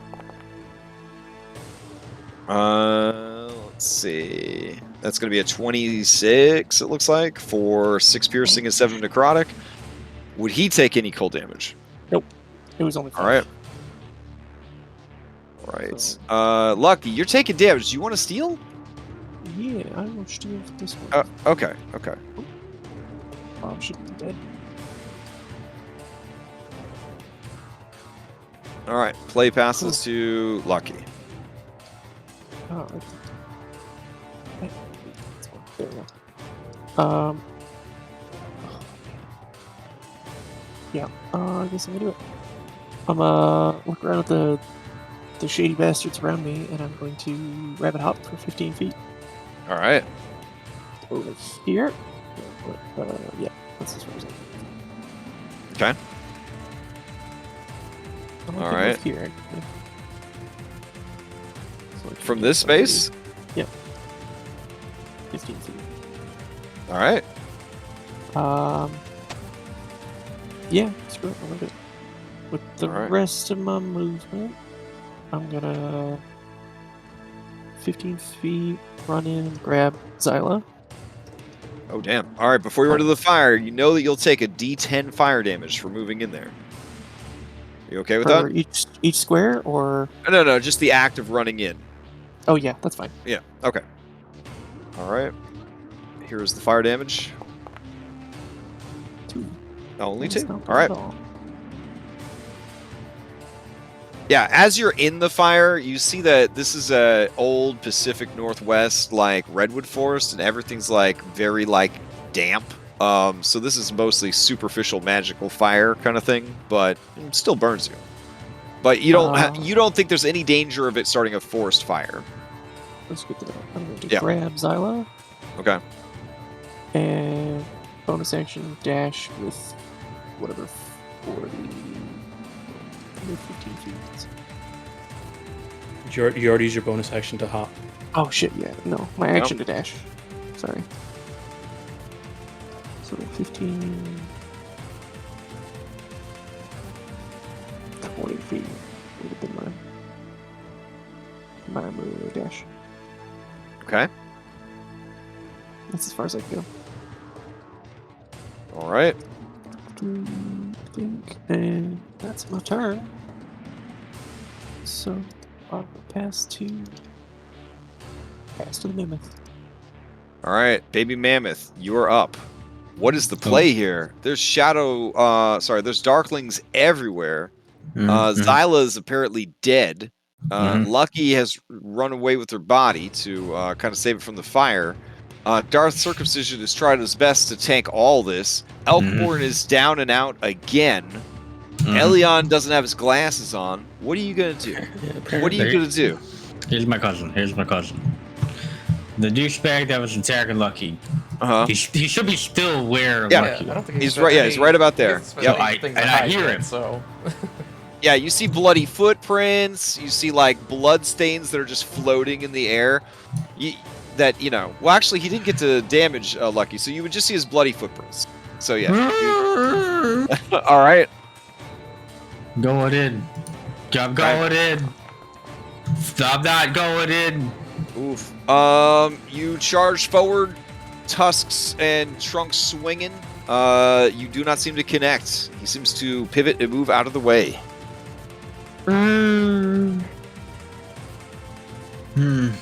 Well, it's a good game, guys. Maybe next week we could. I don't know. Oof. All right. What else you got? Yeah, little Henry Jr. Should I All attack right. this guy? Okay. Henry Jr. 14 hits for 10. Does he die? He does not. All right, go it again. Okay.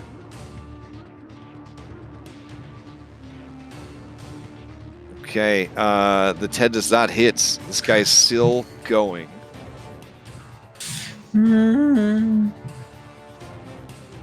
As you make the sound, Henry Jr. makes the sound back at you. 2. That sound. Yep. Passing the amber curl. That sound. Yeah, that Nice, nice. All right. Amber Curl. It passes to you. Okay. Amber Curl is going to shift down 10. Okay. He is going to. Oof, a lot of people. I'm going to take. Yeah. Take a shot. The one already got damaged.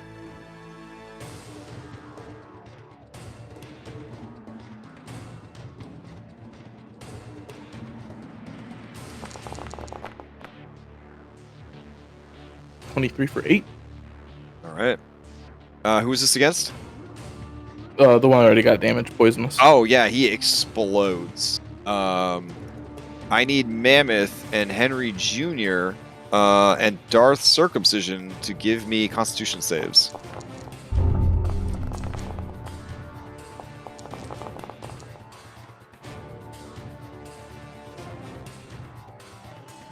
Oh, and I actually need Zarak to roll a Constitution save. Because he's actually close enough. Okay. Henry Jr., your light receptors are overloaded. You are blinded till the end of your next turn. All right, what else you got, Twig Amber Curl? Bonus action for Blitz for Mammoth to make an attack orb if he wants to move. Okay. Mammoth, you right here.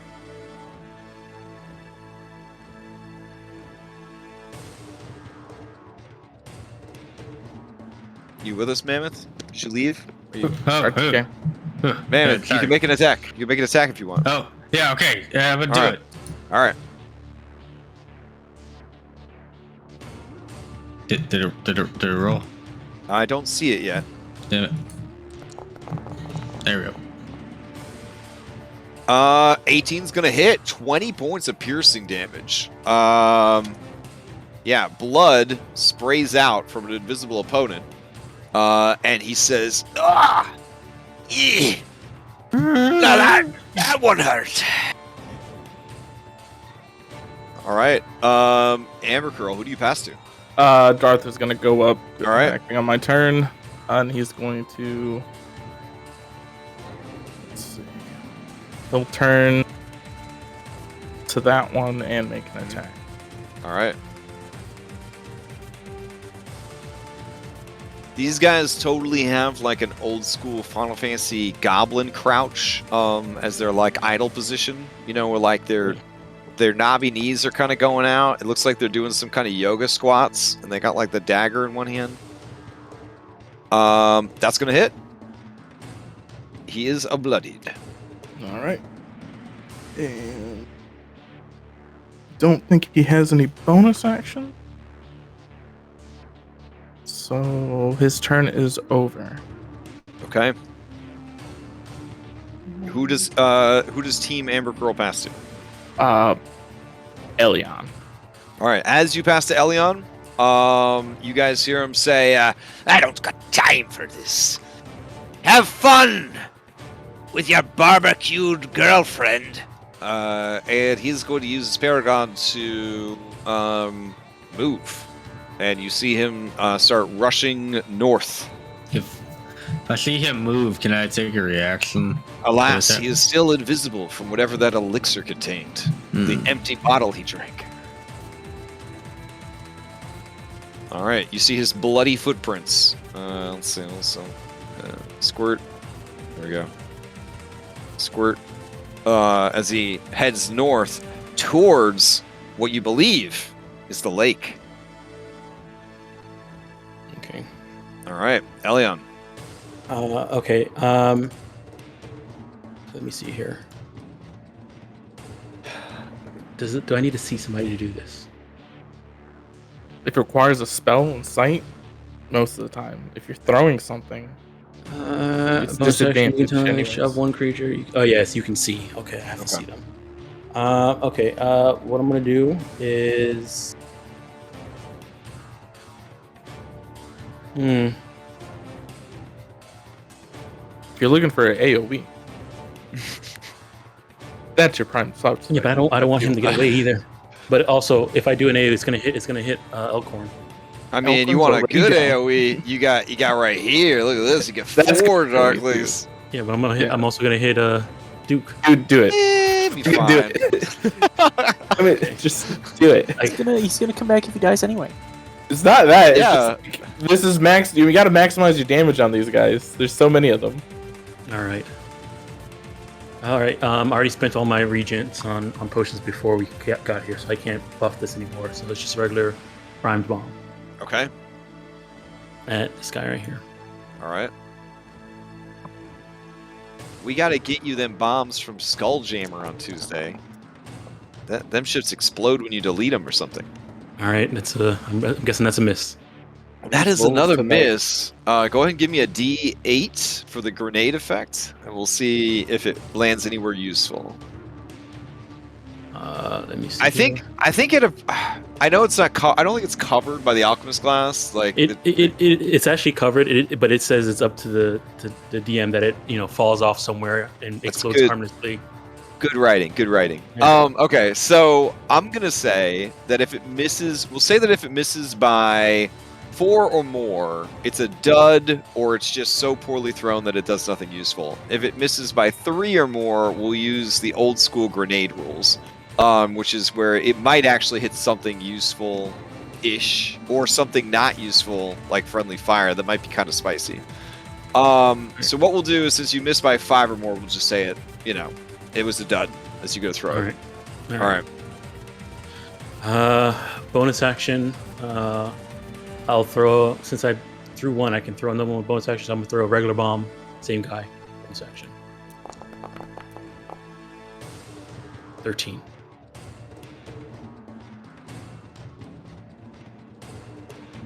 All right.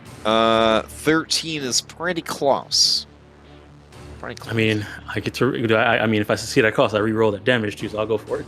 Okay. All right. You're baned. That's. I mean, your rolls are high enough. You could roll through that. With the way they've been rolling. If you get low enough on the D20, it goes back around to the top. Yeah, if that was the case, yeah. Yeah. Okay. So, Bane, and then I'll re-roll the damage. Ooh, that's good damage. Holy shit! Right. All right. So, hits the guy. He for takes 16, the full damage, right? Yeah. Yeah, So he he takes the ceases to exist. He ceases to exist. and then everybody around him has to do the DC 11 deck save. They take half. Okay. All right, and then 10 feet. It's 5. Okay. Well, I'm looking at his. He turns into light Oh, when he dies. All right, so I got to roll these 3. Here we go. Ooh, they all fail, so they take 8. Okay. Yeah, you take 8. So another one dies. Over here. So he explodes. All right. So now I'm gonna need 2 Constitution saves from Darth and the Mammoth. From 2 different guys dying. The bright side is if you fail the first one, you don't have to roll the second one. Darth, the second one was too bright for you. You're even though the fires of the lava planet burned your eyes so badly. It's like that. It's like that. So you were blind to the end of your next turn. Mammoth, I need 2 Constitution saves. Doesn't matter. I'm blind on All the right. first one. There you go. So that means you sort of pass the second one automatically. That's true. Well, the constant or the critical test. Yeah. Oh, there you go. So yeah, you know what? That's fine. That's fine. Here you go. Take your boon. Huzzah! I hope you're not You blind may anymore. switch places with a nearby ally. You want to switch places with Darth Circumcision? All right. Switch places with Elion and chase after that invisible. Well, I'm blind, so Oh, that's true. Never mind. Alright. I'd switch of Duke. Okay. So stumbling in the dark, the two of you crash into each other and then trade places. All right. Anything else from Elion? I moved, so that's about it. So I guess if they haven't gone yet, they can steal. If not, I'll pass to. Glowing and Ingenious have not. Well, Ingenious hasn't gone yet, so he will go. Okay. All right. Ingenious sees you running towards the boss, or at least the direction the boss went. So it's going to activate. And he's going to run up, interpose himself in front. Oh, there we go. In front. And then he's going to stab at thee. This is +4, so only a 9. It's a miss. Yeah, it's a All miss. right. He is also bloodied. Worth mentioning. All right. And since he missed and he's still allies to go, he will pass to Elkhorn. Elkhorn will... I guess Elkhorn will make a death save. There we go. All right.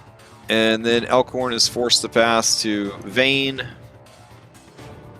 And let's see. Elkhorn's down on the ground. Henry Jr. is blind. This dude over here. Yeah, alright. So this guy is gonna rush over here. And he's gonna stab at Darth Circumcision. This is a +4. Darth, that is a miss. He only got a 4. He hits because I'm blind. Oh, does he? Oh, right, you are blind. Okay, then he hits you for 5 piercing and 10 necrotic. All right, I immediately pop back up to 29. Thank you. With 70 points of healing. Very nice. All right. He is shook by the holy radiant energy that suddenly effuses every part of your robot body. He looks around confused. He looks at his knife like that's not how that works. Okay. Start of the new round. He will pass to his boss. His boss is gonna move, dash, and then he's gonna cunning action dash, and he is like heading towards the thing. Who knows what he's up to? Cause he's off map. I don't know if you're gonna catch him. Are you trying to catch him, Elion? Because you will enter a separate chase encounter if you are. There's no way I'll be able to catch him, especially since he's invisible and I'm not that fast. But if he's within 60 feet of me where I am, I'm gonna try and throw one last bomb at him before he gets away. Yeah, I mean, for flavor, he will pass to you so that you can do that. All right, I'm going to throw a. He was resistant to it last time, but this is the best bet I have. Okay. I'm gonna throw another laughing gas bomb at him. Okay. So this will be a disadvantage. All right. Ugh. Yeah, as you chuck the bomb, it blows up mid-air. These the whatever timers you're using, these fuses are burning too quick. Just and you just see like laughing skulls of smoke kind of go everywhere. All right. And he yells back at you, and no hard feelings then. No, the feelings are hard. And you just hear his maniacal dworkin laughter as he disappears into the mists. Okay. Well, double disappears into the mist. Anyways. His voice disappears. Yeah. There you go. Yeah. All right. Who do you pass to, Elion? I still have my bonus action, I guess. So Yeah. this guy's right next to me. I'm gonna try and stab him with my invisible dagger. Okay. Oh no, it's a bonus action. Oh yeah, it's a weapon attack. I can make any weapon attack. All right. Wait, hold on. Actually, let me double check. I think it's actually just throwing a bomb, not actually a weapon attack. So, what is this? When you prime and throw a bomb, you can use your bonus action to make. Okay, yeah, a weapon attack. That isn't a two-handed weapon. Yeah, so I'll try and stab him with my invisible dagger. Okay.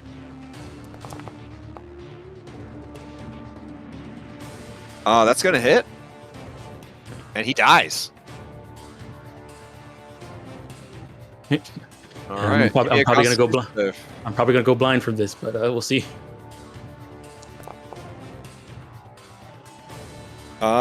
With a -2 Constitution save, you are so blind. You were staring right at this dude as he exploded. Okay.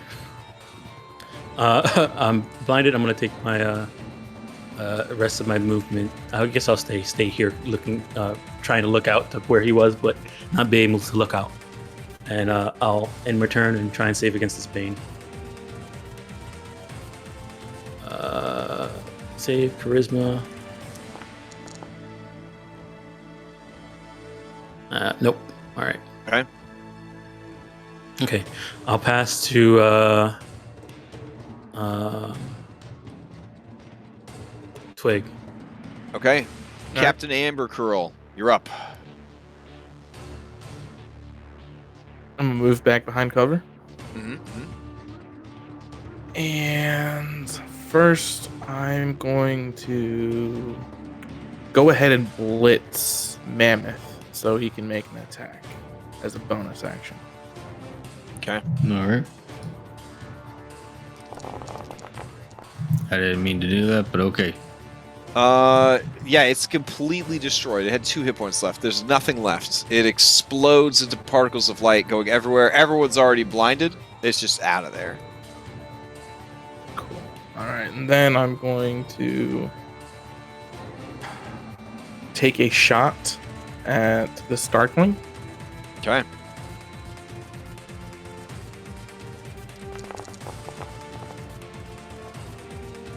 I don't think I'm gonna hit. That is not enough. Can I succeed to hit? You can. That's good damage though. But Alright. I'm gonna go ahead and succeed. Okay. You are Bane's lingering. But you do hit. Give me a fresh damage. All right, that is that. He explodes. Everyone around him is already blind, so no rolls are needed. All right, and then Darth is gonna go. Okay. Darth is blind. Just until the end of this turn. Does Or you would know there's still action. the general location of things? With all the chaos, you could hear the fire burning over here. You could hear Angry Elephant smashing stuff. You could hear Elliot being frustrated. You could hear a guy exploding into light over here. You heard the lingering taunts of the dworc as he ran away. I will move closer to the elephant and then hold an attack action. Okay. And then blind will go. Smart move. All right. Who do you pass to now? I will pass to Lucky. Okay, Lucky. I'm gonna put Zyla down and shake her a little bit sadly. As you She still shake has- her, so much blood. Just so much blood. She's coated God, in so sort much of blood. blood matted fur. Dragon Age 1 amounts of blood. It's so much blood. You still have a potion from this morning that you didn't use, right? She's dead. I'm She has- asking the player. Excuse me. For role-playing purposes, I believe they would still have the potion. Pat her down for her health potion. Drink it. Wow. Okay. Yeah, I mean, she's not gonna help her. gonna use it anymore. Yeah. Okay. I'm gonna turn around, yell her name, and blast these 2 dudes with my Eldritch Blast. Top one first. Oh crap! That was These a bit rolls are below so good blast. tonight. Fuck. This is These rolls. That's- Scuffle. Make an athletics or acrobatics check, or be moved randomly. I think you'll be fine. Give me acrobatics check or athletics. This one's better. No problem. No problem. All right. So the tiniest misaimed Eldritch Blast goes flying. You get a second shot. The 13 is pretty Also- close. Do it. All right. I mean, at this point, what it can't get Oh. much worse. Just yeah. It's got worse. Okay. Just All right. got worse. Everyone looks over at you. Oh, Okay. They all turn, all of their left, and they look at you.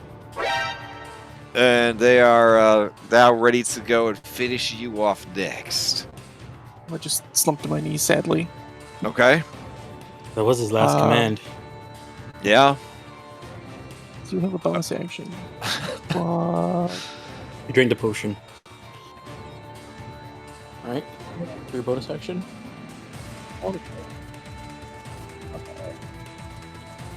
You drank the potion. Oh yeah, never mind. Delete that. I will pass to the Angry Mammoth. Oh, look at the steal. All right. He's definitely gonna steal. Who did you do the damage to? Immortal or 1 hour? Whoever was south. Okay, Immortal. This guy. All right. Immortal is going to move here. He's going to kick Puckish for 1 point of damage with his action. And he's going to keep moving closer to you, Lucky. Oh, I didn't put myself on that. All right. Let's see. Puckish is going to get past you. He is going to use half his movement to stand up. And then he is going to move and dash to get closer to you. I think he would actually get to here. All right. And he will pass to Elkhorn, who has to make a death save. I thought Elkhorn already went. to make a death save. In this round? No. He went at the very end of last round. And then they'll pass to... And then Elkhorn will pass to Baby Mammoth. So what's the plan, Baby Mammoth? You're blind until the end of your turn.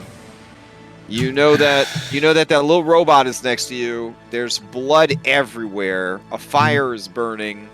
Do I hear this dude at least? Let's see. These guys' passive stealth is 17. Obviously Yeah, they're I thought not. they were They're not. yelling at that dude.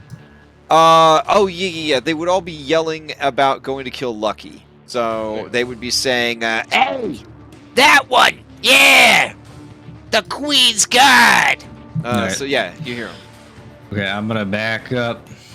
Oh, hang on. I was just putting out their stealth to say that, much like the elves of the olden days, they're very, very naturally stealthy creatures. So. I'm gonna move 20 feet. Oh, okay. So you wind up car, back up, and then run forward. Okay. Oh, Jesus Christ. Oh, Is that 13 hit? 13's pretty close. Can I get advantage as Elkhorn's alive? He is not conscious enough to give you a flank, but I mean, so close, little mammoth, so Wait, a close. 13 hit before. A 13 hit before It definitely with a did. with a With a flank. flank. Oh. Yeah, they have a 14 armor class. Oh, okay. Succeeded the cost. Yeah, I'll succeed at a cost. All right. Okay. Laugh in the Cool. face of God. Take that. Okay. Okay. Let's see. If you are already blind, It does this result no does ting. nothing. Yeah. No he's already thing. blocked. All right. Give me a nothing, because this guy explodes, and all of the different stacks of blindness that are coming for you do nothing to you or nothing. And yeah. I'm just gonna He's, stop his corpse. All right. What's left of it.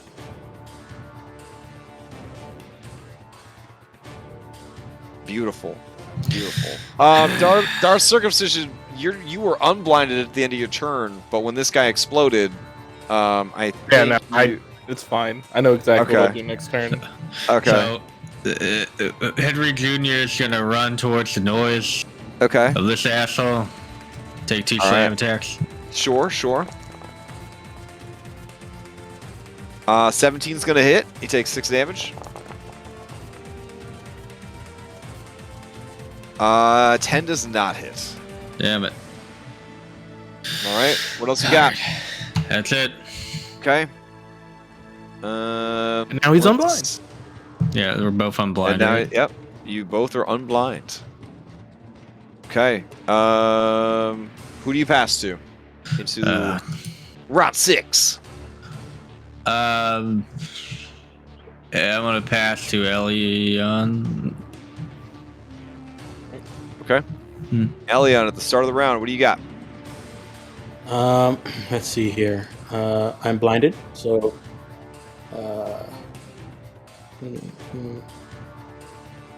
I'm gonna call out to Lucky about Zyla. How is she?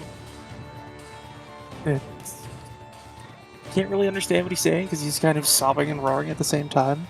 Okay. Yeah.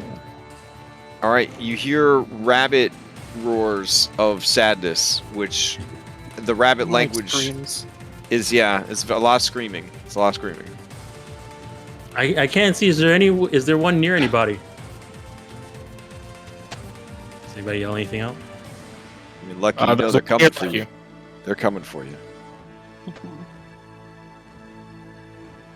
Yeah, they're like going near Lucky. Okay. He's gonna run this way, and in hearing the screams from Lucky before, he's gonna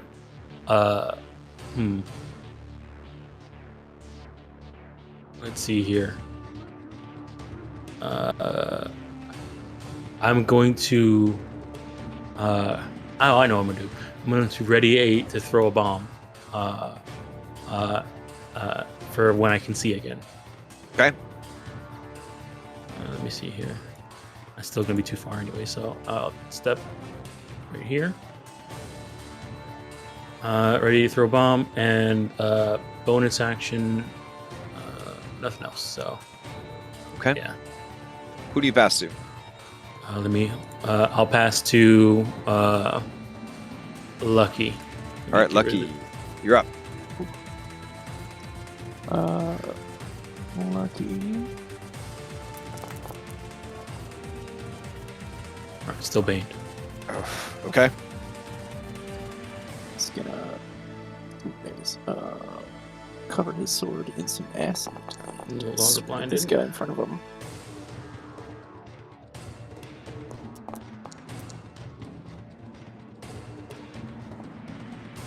Yeah, that is definitely gonna hit. 16. Yep. And 8 damage, doubled, right? Because of your thing? Yeah. He'll just take he- flat 16.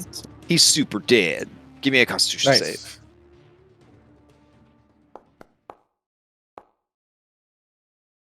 Ooh, 9 is not enough. You are blinded. Do it. Wait, you want to succeed a cost? Is that what you're saying? Do the thing. Oh yeah, okay. What I meant to say was you are baned. Everyone's being. We all started up west. Now we're not. Yep. All right. This guy Yeah. looks. He looks around. He sees that you just hit that dude so hard that he ceased to exist, more so than some of the other attacks. And he looks at this like annoying robot, and he looks around, and you know that he realizes now for the first time that he is alone on the battlefield. Pass to me. Pass to me. He's gonna throw up his hands, and he says, Surrender! Hey! Surrender! As soon as he throws up his hands and I can see now, I'm throwing a bomb at him. "All right." Yeah. I'm killing this guy.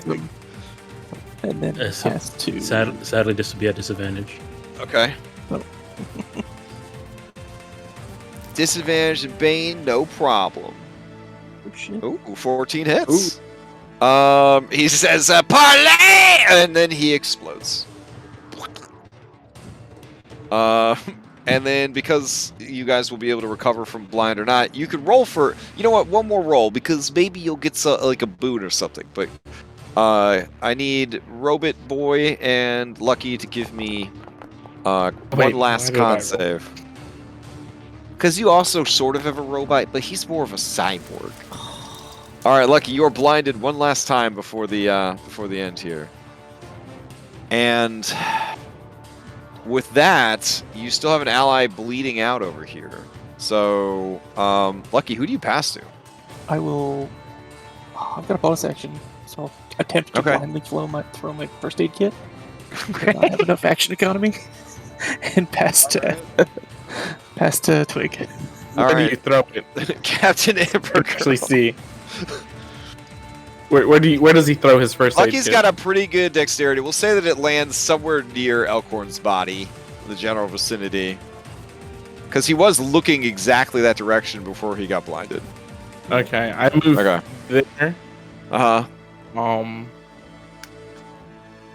I still can't get close enough to use it, but Dark Circumcision can, but he's blind. But I'm gonna tell Dark Circumcision 1 step, 3 o'clock, 2 steps, 3 o'clock. That's where the first aid kit is. Can he heal? He cannot heal. Oh dang. He's out of heals. He used the heal in the candlelight area on Henry and on Zyla. All right, and then he'll feel around for this first aid kit, and then he'll just wait for it. He's been blinded by these things before, and he knows that it wears off a few seconds later. So he will just hold his action to use the first aid kit on Elkhorn. Okay. And that is the turns. All right. That would bring us to Henry, who's still an elephant, who is AFK, and I don't think can maybe staunch any bleeding. Uh-oh. 2 failed death saves on Elkhorn. We're 2-2 here. I can use the first aid now. All right, and then you can use first aid. All right. And that is that. Woo! All right. Why don't we do a quick 5-minute break, and then we will continue. Okay.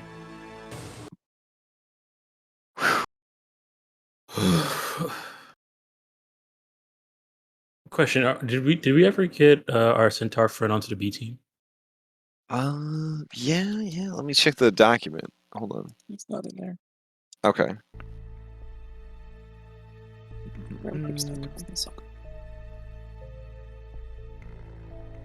Oh, yeah. Here we go. My bad.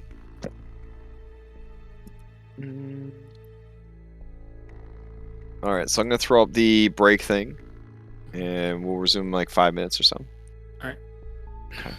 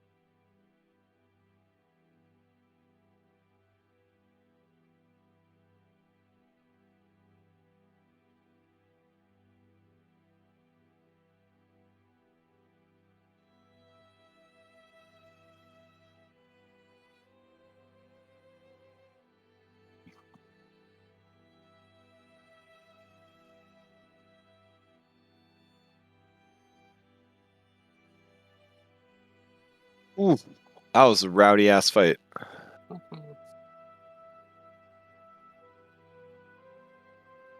First round was a little insanity. Well, the Ultra Wild Magic Nova was absolutely phenomenal to watch. And then after that, it was like the luck tables were just flipped over, and everything was just a disaster after that. We should have smooshed these small guys first. That was a mistake.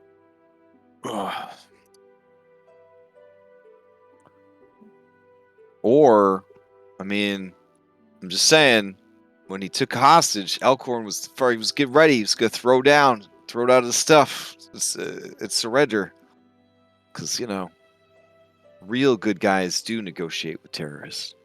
It's a good thing I'm not a good guy. I was gonna say, yeah, that first that question of the week, that was very poignant. Right? Yeah. Every once in a while, there's like a question that gets asked of an NPC, and then it actually comes up in the game. I think it was. Oh, I don't want to give any spoilers, but it happened in Odyssey Prime, in a super sad way. Ugh. I'm thinking about it right now. Ugh. Anyways. Okay. So we're just waiting for. Oh, I think everybody's back. All right, with combat completed, Red, you have opted to cash in your fate point to have somehow survived that ordeal. This silvered garrote that many heads have rolled in the past. Something just went wrong this time. Got stuck on some bone. Just couldn't get a clean cut. I think Red is still BRB. Oh, really? Oh, okay. Yeah. Yeah. Oh. All right. So we'll wait. Oh man. Oof.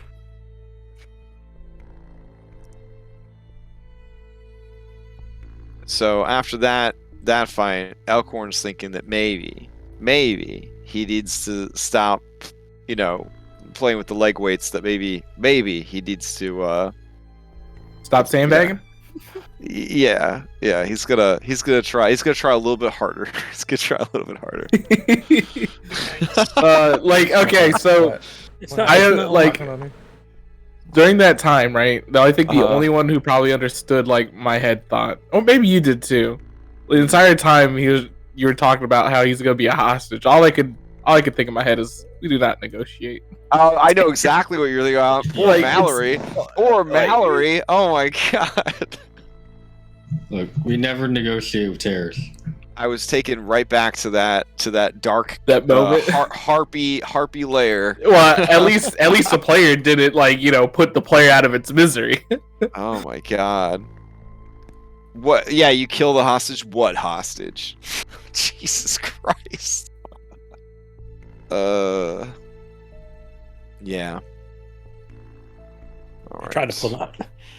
I'm not gonna owe no League of Malevolence no favors. I'm not gonna be held to that reciprocity bullshit for those guys. Nah, I'm good.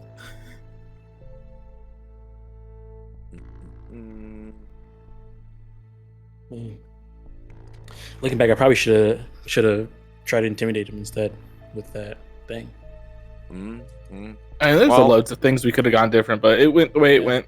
Yeah, I mean, there was so much wild magic and crazy rolls, and then you get bad rolls, and then you want to just hit, so you succeed a cost, and then life hands you Bane status, and it's like, oh my god. Yep. All right, Xyla. What do we have to do for Bane? I'm sorry. Eventually it'll wear off. I was reminded, though, of the bad rolls of trying to get rid of Bane, that in Scales of War, somebody got a lingering affliction that there was no duration. You just had to make the save to get rid of it, but they actually could never make the save because it was outside of their ability to do so. So they had to go get, I think, somebody to cast Greater Restoration to get rid of this effect because they just could not get it removed normally, because there was no duration and no way for them to actually make the save. I think instead of getting the thing, they stacked every bonus they could So they got like bless, and then some other thing, and then bardic inspiration. They basically like stacked everything they could to try to pass their way out of the save. All right, Xylan, you're back. We're all back. This silver garrote that has been used to sever the heads of many an enemy, always off screen, of course, because like it would be untoward to murder somebody where the children could see. For some reason, it didn't take. Maybe it got caught on the bone.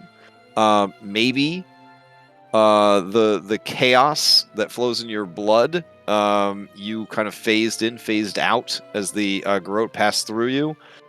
Whatever reason, you are left with a just eviscerated neck area, just horrible. And you do kind of cough out another gallon or so of blood before taking a ragged, wheezing breath through your torn throat.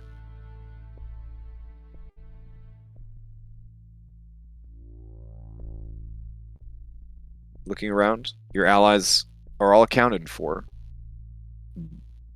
There are bright, kind of burn marks, like, Chernobyl, like irradiation burn outlines of people, where these darklings died, but you see no sign of the dworc. Elion stands over you, as does Lucky. Ella, you're alive? You're not dying on us yet. It's just a wheezing cough. I wouldn't Says say they're nothing. not dying on us yet. They're about to die on us.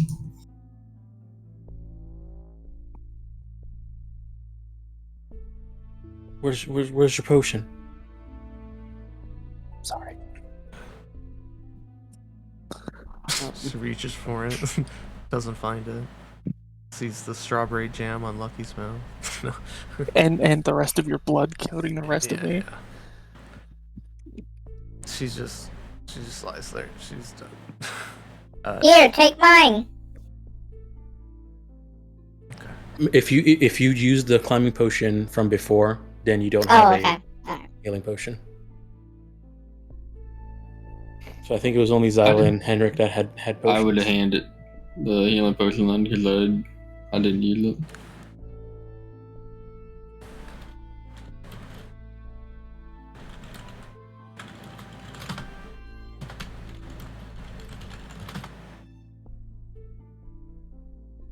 Do I still have? Sorry. Someone was just trying to call me. Oh. Do I still have the Zarak hexed? Yeah. I don't think you took any damage that made you lose your concentration. All right. It's not like Hunter's Mark, so I can't track him. Yeah. So I'm just hoping he will trip at some point. It was dexterity. Your allies, they are Winterbow's putting out the fire. And by the way, that's on me. I should have had this in there. I mentioned, I think last week, that his ability was he infused your weapons with like star power or whatever. The mechanics of that is once per day as an action, you can cast elemental weapon at the 5th level, but the damage is split between 1d4 cold and 1d4 radiant. It lasts only a minute instead of an hour, but does not require concentration. So yeah. And at 5th level, that means it's a +2 to hit. It's like a +2 bonus to hit, and then an extra 1d4 cold, 1d4 radiant. Sir Talavar, from this tree, he calls down and says, Lady Zyla, it is good to see that you are all right, but the enemy, the nefarious villain, he makes his way towards the lake, and from what I understand, he knows the secrets to get past the mist. The unicorn is in danger. Can you fight? Yeah, Zyla weakly gets up. She kind of rests on a tree for a second, clutching her throat. She said nothing, and she tries to say words, nothing comes out. And she hears that, and then she just starts walking after where that asshole went. All right, so Talavar flies next to you, and he gives you a look, kind of like that character art, that says, "I should have been in Smash. I was robbed." No, the look says, "Be strong. You could do this." And he says, "If we hurry and save her, the unicorn will owe us a favor, and they are exceptional healers."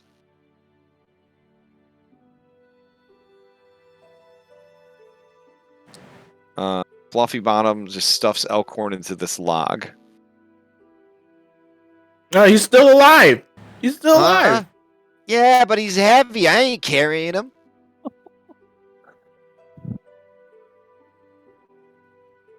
Dude, he's too old. I don't know what generation of hero he thinks he is, but like What's this every guy- fight, he just It's gets Winter just what? falls down. That's Winterbow. Winterbow, I beseech you, carry our fallen friend. All right, he says, "Of course, of course." Oh, he's a big fella. All right. Oh. So your allies. Henrik, did Join you you. give Xylo a potion? Henrik? Henrik, he's are you there? Okay. Is anybody proficient in survival? Otherwise, we can go with investigation to see if we can follow these blood spatters and bloody footprints and obvious signs of tripping because dexterity hexed through the woods. Can it be a combination of perception and investigation? One person pointing out the footprint, and another person looking at the footprint to know what direction it's going? I'm just looking at this point for investigation, but preferably survival. Since we're in the deep magical woods, I would give survival a lower DC, but I would accept investigation. I have pretty good investigation. I got All right. survival. Do I have exhaustion? From the I don't believe you end up with that. You use a fate point, you actually come back. I mean, you're alive. You're good to go. Yeah. Would you like an exhaustion? No, I have plenty. Okay. Okay. I can't get the skull off me though. You could help me with that. Oh, You gotta put a HP on you, I think. I have one. Oh no, you do. Oh no, I applied that when you were in combat, and then I closed combat, and now you're probably just broken with it. Let's grab you a fresh mini. Okay. Huzzah! Okay. All right. I will hero stack you guys over here, and you can begin trying to track this guy down. Let's see that investigation. Oh, okay. Oh no. This should be with advantage, right? That's what I was asking Yeah. if I can give advantage with perception, but Oh. I could Yeah. have rolled this advantage because you're my first one today. Yeah.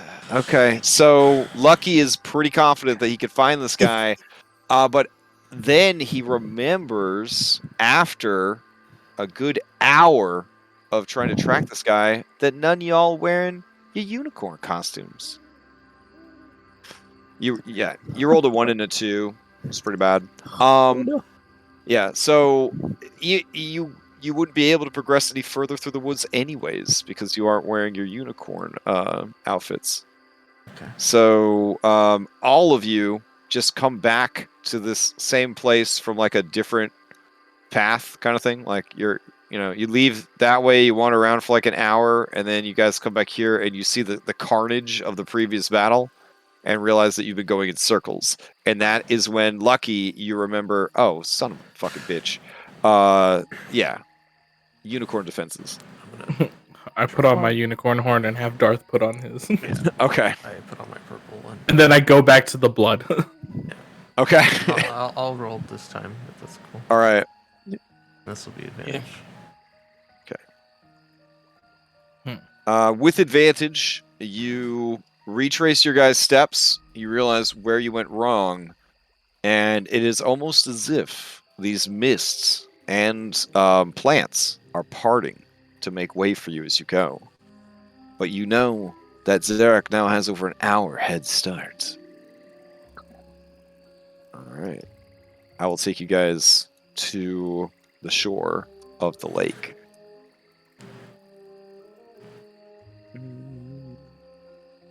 Henrik, did you give Zyla the potion? Oh, he's. Oh, RTT's He gone. disconnected, I think. Oh, Well, anyway. Oh, he messaged me. Power went out. God damn. Thursdays. Thursdays. I'm gonna He did say assume, it yeah. before he I'm gonna assume, yeah, disconnected, to so. drink a potion, and then yeah, some of it like comes out the throat as she drinks it, but it does help. But she still can't like speak or talk, or is having a really bad time. But she's got a fiery determination in her eyes to go get this guy. All of it. It's 2d6. Oh. oh my goodness! Oh. Plus 2. +2. Yeah, you got 5 health. Let's go. All right, up ahead, you hear a whinny of dismay and pain. I will take you, I'm assuming, over to the map where you might be rushing to this creature's aid. Go.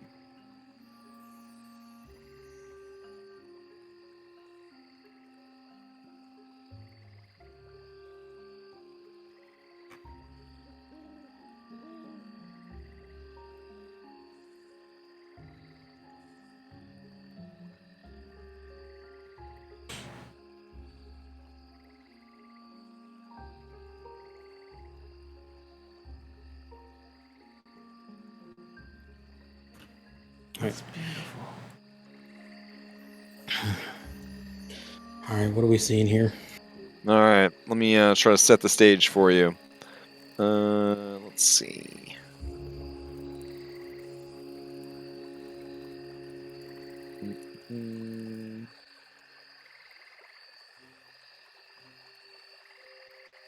After that hour, would I still be banged?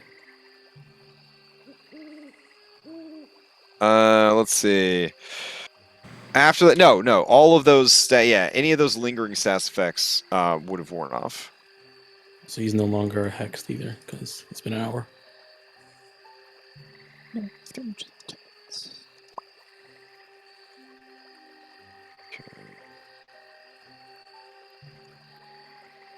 All right. So when you roll into the scene, you push through the fog, the mist, and the plant life to find yourselves on the shore of a beautiful mist-shrouded pond. There is an island in the center of the pond, and littered throughout the beach and the waters are just small, sparkling stones. Normally, this would be an incredibly beautiful and tranquil place, but when you arrive on the scene, you see that Zarak, the dworc assassin, is riding on the back of the unicorn, his garrote firmly wrapped around her mighty horn, and her beautiful, sparkling, iridescent blood spraying everywhere, her eyes wide in terror. You hear the vorp, vorp, vorp sounds of her trying to teleport away, and she is unable to do so. The magic of the garrote is somehow stopping her teleportation magics. When you arrive, she looks over at you, and with telepathy, she begs for help. Let's bring it into action. All right. Mhm. Roll these guys in. Let me get your B team off to the side here. Let's see. I think this is everybody. Pokemon's off to the side for a second. Are we missing Henry Jr.? I think we are missing Henry Jr. Yeah, I think he probably didn't get moved into the stack. Okay.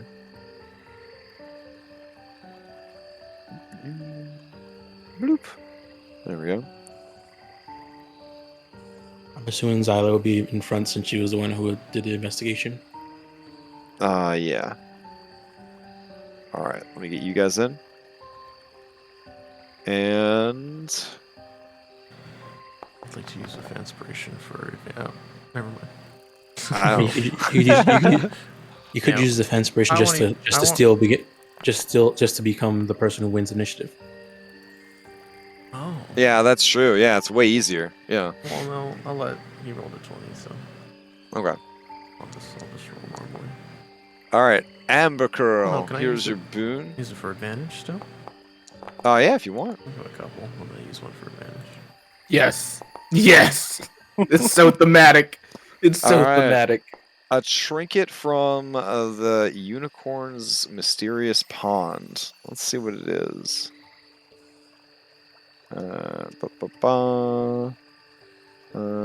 Unicorns. Ooh, this one's pretty neat. You find while everyone's getting ready for combat, sort of poking out of the dirt and the sand, what looks like a tarot card. The interesting thing about this tarot card is the creature depicted has your likeness, but like less stuffed animal and more draconic. Oh, Yeah. It's cool. that's cool. All right, I'm gonna clear this tracker. Oh no, the unicorn's hostile. Listen, I'm when they sorry, get I'm imported sorry. when they get imported for D&D Beyond, they're all hostile. I don't know why.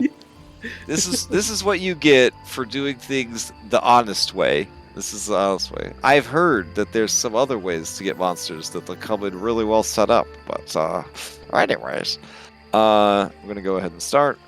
We're gonna pause this music. We're gonna put on this music.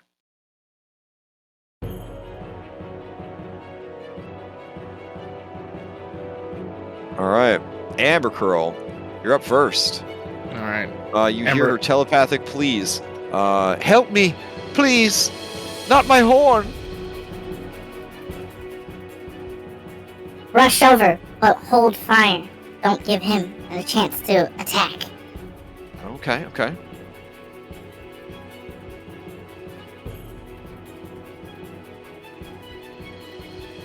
Oh, also for flavor, he has a pine cone tied to his forehead. All right. Let's see. Move. Bonus action blitz on. Let's see. Who do I want to get close? L on Henry. Henry. Bonus. You can move. Use your movement as a reaction. He's still not- disconnected. Yeah, he's Still disconnected. Yeah, Alright. he has no power. I'll power. play Henry. Yeah. I'll play Okay. Henry. Okay. So I want him to get close since he's All right. full So H. Should be good HP. he can move 1, 2, 3, 4, 5, 6. Sure. Okay. Yep, that was his reaction. All right. Alright. That's my bonus action to blitz. He's actually tall enough and has a good enough strength that he could probably leap over Zyla's space. So Mm-hmm. sure. Okay. Okay. I will. Let's see. That's not going yet.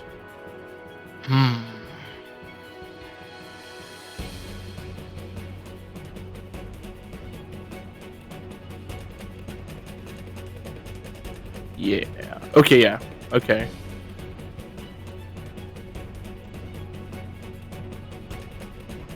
I'm going to dash. That's what I'm gonna Okay. do.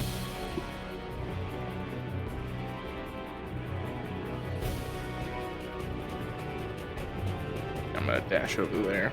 And then Darth will go. Darth will hold Sacred Flame for Zarak for the Okay. right opportunity.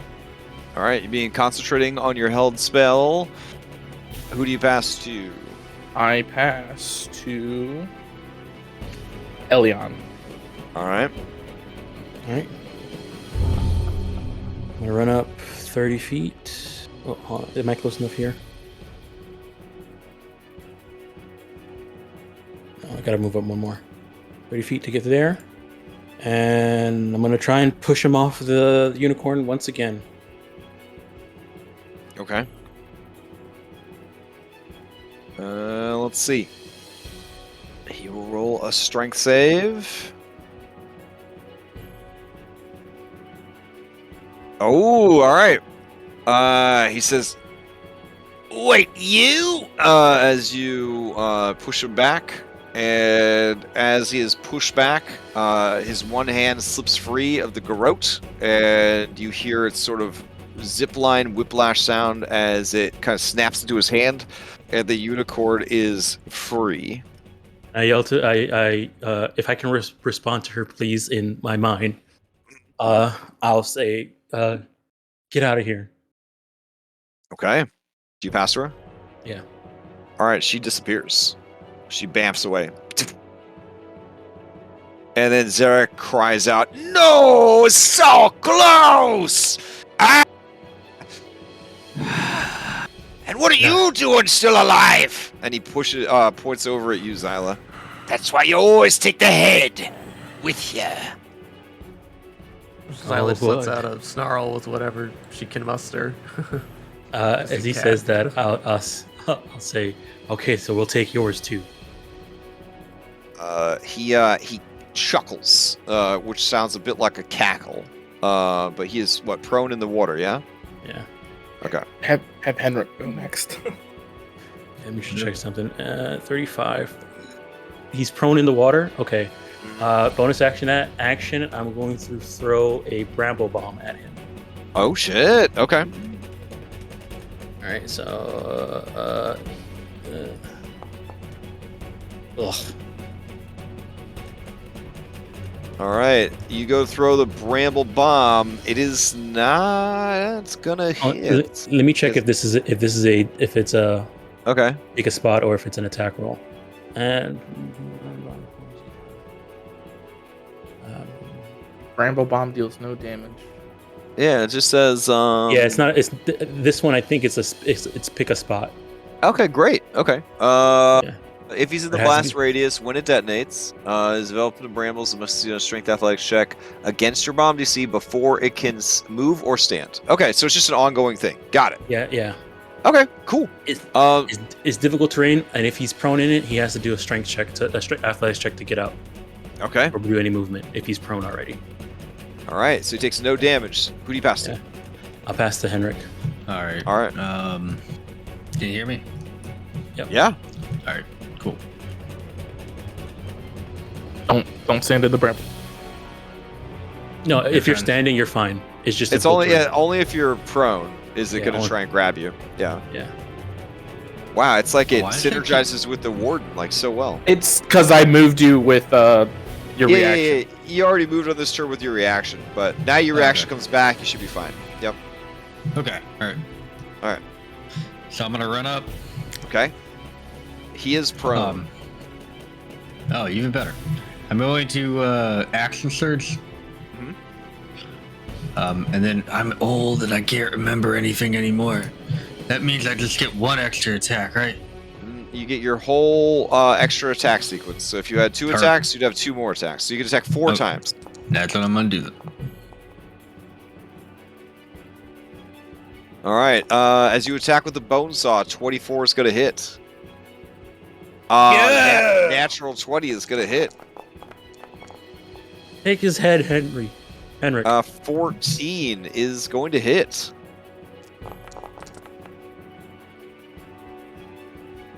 And a 26 is going to hit. All right. Let's see what we got here. Yikes. Okay. And all right, he is beyond bloodied. And his blood is just like flowing from multiple wounds into the pristine, blessed waters of the lake. He looks up at you and he says, Henrik, you don't gotta be like this. I know you're a man what understands money, You and Warduke, you go way back. I might understand money, but I also understand monsters. Eh? You speak at me? Yeah. Oh man, it's getting kind of hentai up in here. Oh man. All right. Not from you, Henry, but from the tentacles that are rising out of the water from this explosive. The opportune moment has presented itself when he opened his mouth to talk. Yeah. Okay. Let's see. Here's his deck save. Deck save's pretty good. See what happens. Maybe disadvantage is prone. Prone does not cause disadvantage on Yeah. deck saves. He gets a 16, so I think that makes He's it good. again. Yeah. All right. He's gonna steal. Hey. All right. So let's see. Since he has no minions, you hear the bloop bloop bloop of 3 Paragon actions. As his turn comes around, first he has to try an athletics to get up. 15. Despite his many skills as a sort of rogue, he does not have athletics. So here we go. 17. All right, he's gonna tear himself up from the ground, and he's gonna. Is what? You're rolling hidden. All these are hidden? Okay, sorry. There we go. Alright. And the other one. There we go. And he is going to try to move out of this. So, it's difficult terrain, plus the water, so that'll be 1, 2, 3. He's kind of hosed. All of you are here. He doesn't have any minions. You just whooped his ass. Alright. Hold on. Let's see.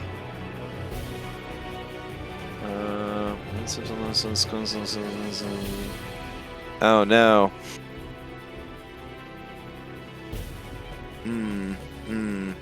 Okay. Yikes. Okay. Well, good for you, bro. Good for you. Okay. He is going to continue fighting. He lets out a feral, like orcish / dwarvish battle cry. He's going to roll through the water and he's going to spring up behind you. No mechanical benefits, but, you know, flavor. And he's going to try and stab you, Henrik. Here we go. Dagger. Oof. And then dagger.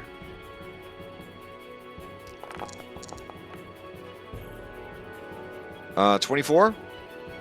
Yep. All right.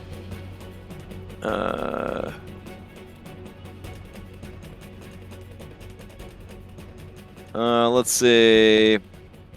If the target is a creature and Zarak has at least 18 hit points, well, how revealing, Zarak. You want people to know that you have less than 18 hit points? Jesus Christ. Okay. Then he does hit you for the extra 5. But no sneak attack because he has no allies and he had no advantage on the attack. Yep. He will pass to Zyla. I'm just dragging her feet through the sand towards him. Mentally, so glad you stood up. I'm gonna take her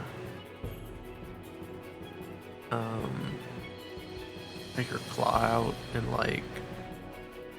just kind of look at him, and just going to rub the little ring on her finger, and the blood stained at this point probably, and just kind of throw out a punch towards him or a slash with her claws, and coming from that hand is a spectral ram. Oh shit! Okay. We're gonna take. Oh, you know what? I just noticed there's something. I tried to set it up manually. There's something.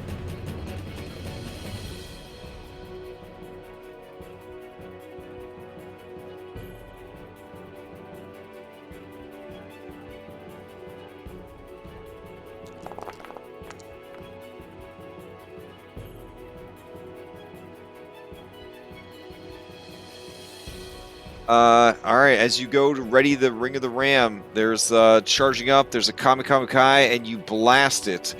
And from the ring, a mighty ram appears. And it charges forward. And Henry Jr. and Zarak both kind of jump out of the way, and it just runs like into the water. It just keeps running. It just keeps running. It just keeps running. And you just see it disappear into the woods on the other side of the map. And Zarak watches it go, and he watches you, and he turns back and he watches it, and he looks at you, and he says, okay. And? Wait till it comes back. Is it like a boomerang? Is that what it is? a boomerang? No, that sounds terrible. All right. Zyla, what else you got? A ramarang. Ramarang. No, That's that's pretty pretty good. Yeah. Yeah. That's pretty good. I'm making a magic out of him now. Good. Hell yeah. All right. Anything else from Zyla? Else do you pass to Lucky?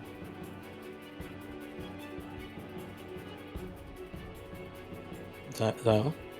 Okay, I'm assuming pass it to Lucky. As you Sorry, go to pass to okay, as you go to pass to Lucky, Zarak is going to say, You know, it occurs to me, you're very strong, and, I'm strong and you're strong. We could make a lot of money together here. Maybe we can stop fighting. If I had a held action, I would have shot you when you opened your mouth. damn. All right, Lucky, you're up. Money's useless out here anyways. Lucky does not enjoy doing this generally, but he's going to send Bob forward to Okay. help action whoever's going to hit him next. I'm going to move forward. And I am going to hold a Eldritch Blast. And then turn to Zyla and give her a nod and pass to her. I already. Want to finish him off? I already. Into the End of new the round. round. Into the new round. Oh. Yep. Yeah, fuck it. I got more rams, I guess. Okay. Let's try again. And I'll use one advantage because a crit would be really dope. You have advantage right now. Oh, I do? Oh. Yeah, because of the help action. Yeah. Oh, thank you. Yeah. We'll just do it again. It's just a pain to This bring one's back got a the hit, dice. so we'll use the last 2 charges on this one. Okay. Here we go. There you go. There you go. Alright, so that's All right. an extra Yeah. 2d10 because of the extra charge used. All right. It goes charging forward. And he looks at it, and he goes, Not like this! and the ram hits him, and like an old school Baldur's Gate game, he just fucking explodes. Like limbs go in every direction. And then the ram, he just keep running. He just keep running. Run. Oh wait, that was. We wanted to see you run, my friends. There you go. All right. No one's down and dying. He didn't have time to heal. Plus, he was fighting a unicorn. For anybody wondering why he was so low on health. He also anyway. got 4 attacks from. Yeah, he got Bone 4 Saw. attacks from his magical axe. All right. Whew. Take his head, Darth. Well, he's also knocked back 10 feet. Oh, jeez. Yeah. All right. I mean, yeah. And then Zyla just collapses. I wanna if he does have a head, Mm, I wanna use my mage hand to try and grab it. okay. You grab it. Now that you see him up close, this guy does not practice any dental hygiene. All of his teeth are yellow and rotten. You It's can also see Darth because eats a lot jumping of for the candy. head. My master demands his head. Yeah, I lift it back up and bring it back to the beach, and just leave it on the floor.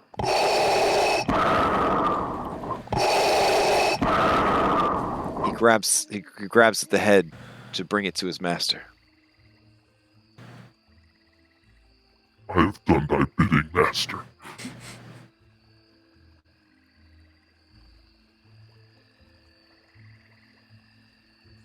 You just see Twig like hold it by the hair and just swing it around like, yeah, bitch, you're dead. All right. After a few minutes or so, there is a bamf sound, and you see the unicorn appear, but she's out in the water and she's standing on the water. Yeah, pretty magical shit happening right there. Nobody could do that except anybody with water walk. She is looking at you cautiously, and she looks at the broken, bloodied mess in her pond, and you sense via telepathy that she is satisfied with this kill.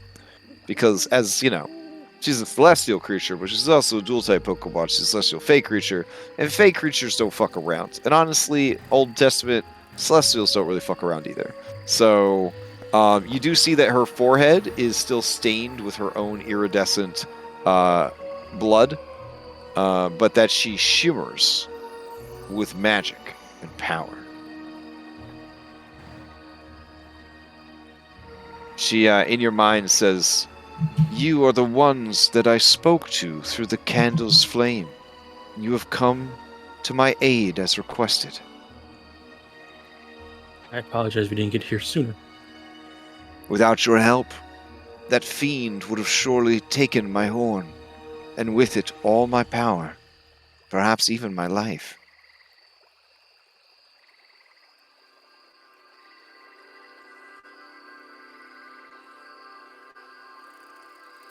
The rule of reciprocity states that I must return, in kind, this deed done to me. What can I do to aid you, heroes?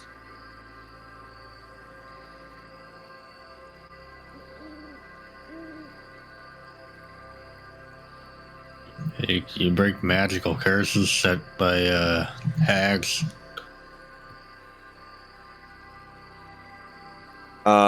She says, "I can break curses, but I will need to examine you to see just how powerful the magics are."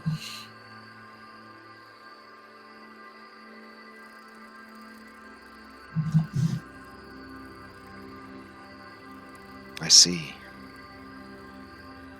This curse.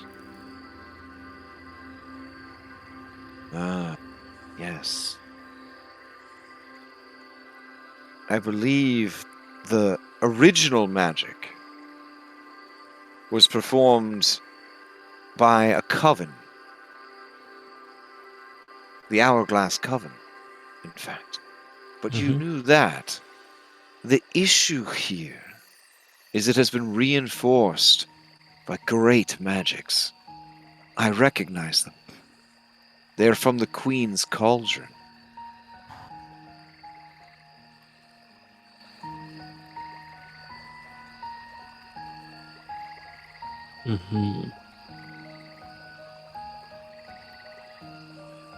Something tells me that you can't break the spell because of the Queen's Cauldron. I cannot.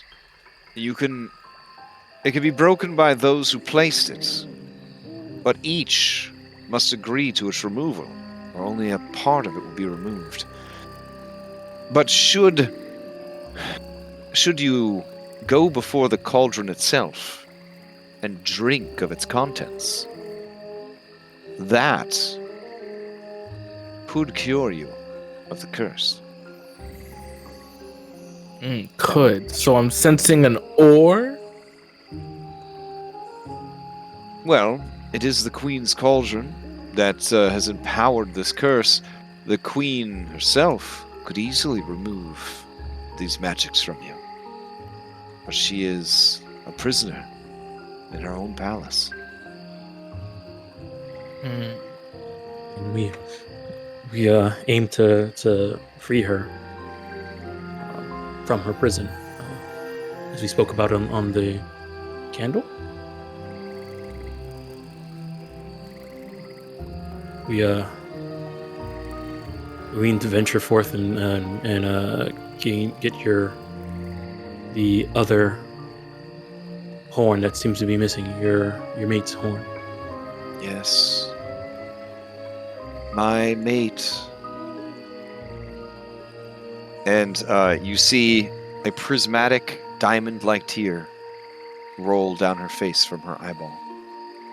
And she says, up until recently, I could still sense him near, somewhere still in the shattered realms of Prismere. But now, when I reach out for him, there's nothing.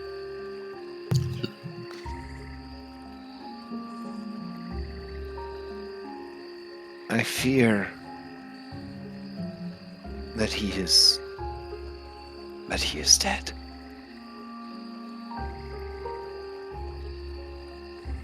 Oh, if that's the case, I'm very sorry.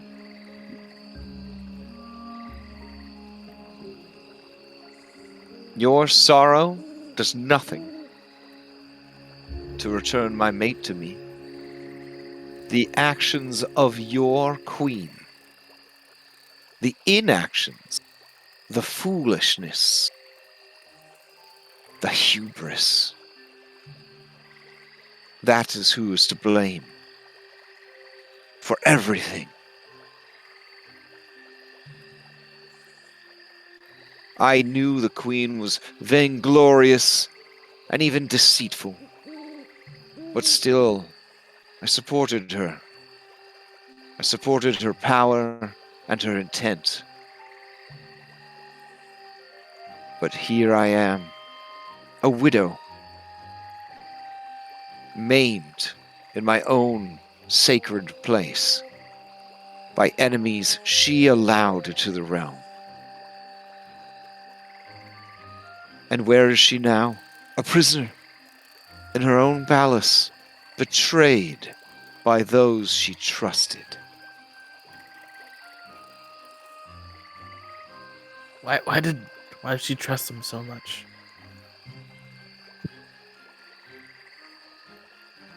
Because they are her family.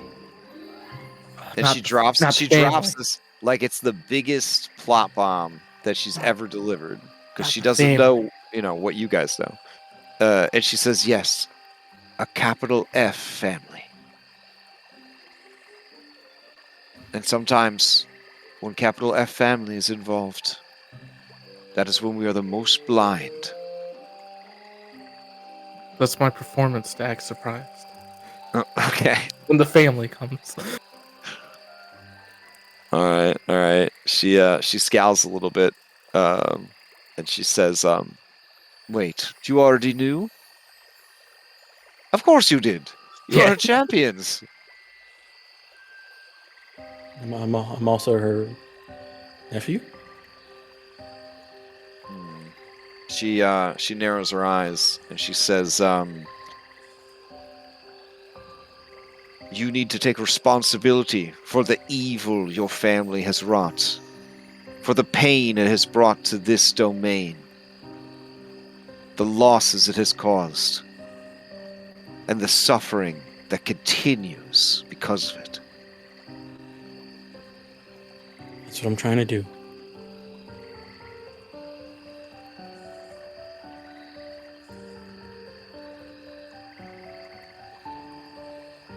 She seems, it's like a My Little Pony, so it's kind of hard to get a read on just exactly where it's at. You feel that this creature is very angry. Yeah. It is grieving.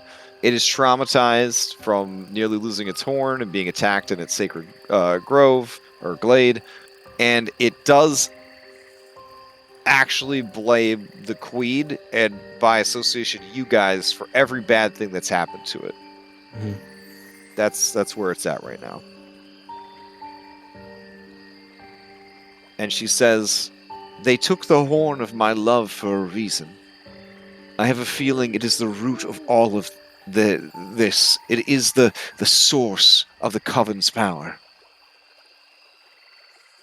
The cauldron, the Coven, it all revolves around the horn.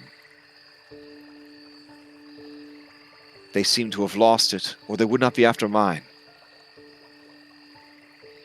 It is likely that whatever plans they had were put on hold with the horn's disappearance. You must find the horn before they do.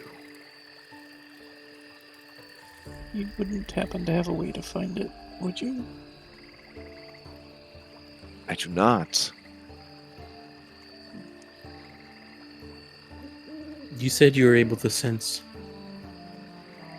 your mate for a bit, and then it vanished. I believed him to be the prisoner of the hags. Well, we're planning to go. We have an idea of where your mate's horn might be. I don't know if we haven't found any thing saying that they have removed the horn from your mate and that your mate has died. Maybe the place we're going, your mate is actually there.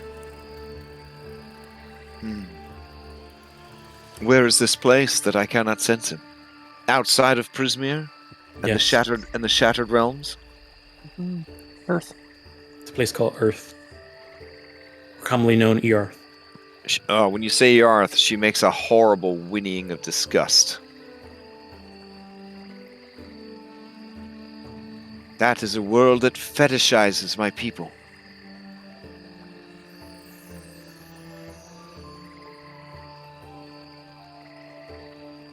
She stares at all of you. You would be brave enough to go to such a forsaken place? To right these wrongs, yes.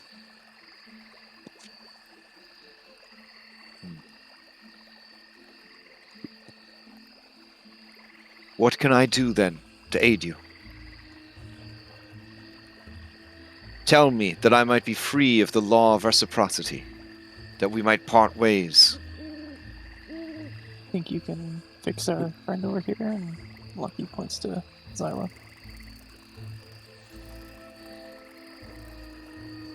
Also, maybe come with us so that we have a horn radar. That's a good idea too. She kind of looks around.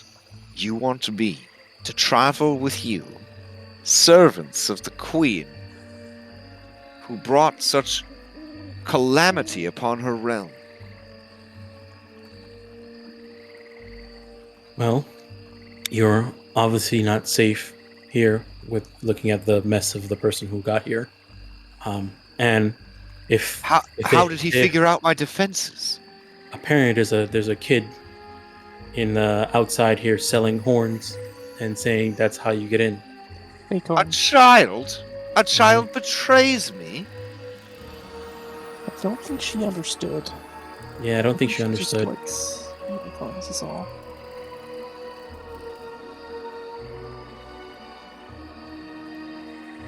But what I'm saying is that if they have lost the horn in Earth, then if you were to be in Earth, that means they would have lost you as well. I feel like that might be one of the safest options for you. Okay, I will tell you, it's going to be a rough persuasion check to get her to join you on your quest. Yeah. I have a watcher die, and did I answer the question? I think no. Yeah, I did answer the question. So I also have the bardic inspiration, so I have 2. So I'm gonna go for this. I'm also proficient, so if Can I would assist for advantage? I am trained in persuasion. Okay. RP wise, what is your hype man backup on this? Earth's not that bad. I've been there before. And it's a great place to hide. There's lots of nooks and crannies there. Question.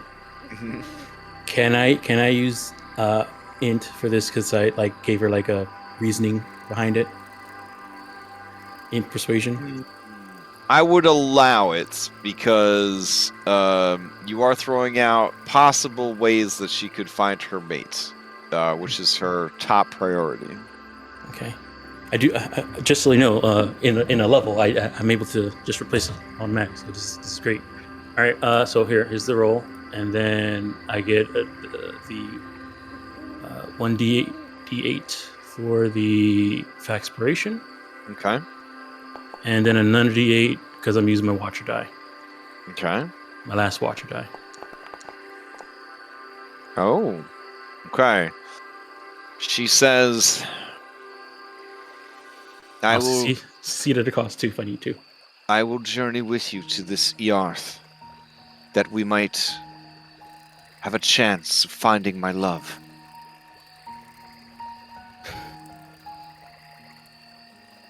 Glad to have you, and with your innate connection to your mate, it means that we will be able to find them. Hopefully, we'll be able to find them faster.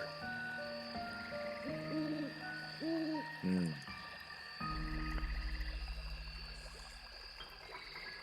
Then my help will serve as the reciprocity for you, saving my life.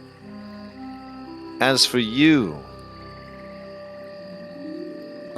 she touches her horn to your neck, and you know that she could chop off your head with this horn. It is both piercing and slashing in nature. And radiant damage. And radiant, yeah. Yeah. But as she touches it to you, you receive some healing. It's not as great as a certain purple dragon was hoping it would be, but it does neutralize all poisons and diseases that might have been affecting you. And you do heal 11.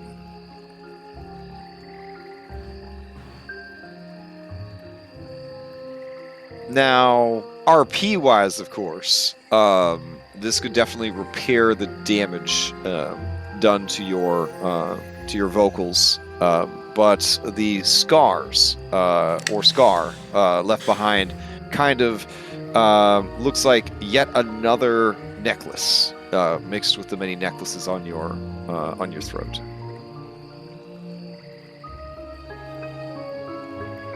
And she says, "You are very brave, and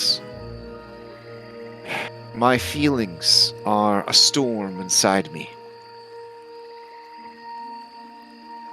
It is not your fault. You are servants of the Queen, but you are not the Queen. I will aid you in restoring her to power, that I might reprimand her myself."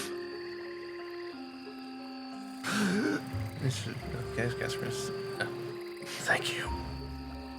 And please accept my apology for summoning you. I'm really new to this magic stuff. It almost got me killed. But know that I did not mean to, and I apologize. So I came to save you and to say that. Do not tax Potential yourself. power. You must heal.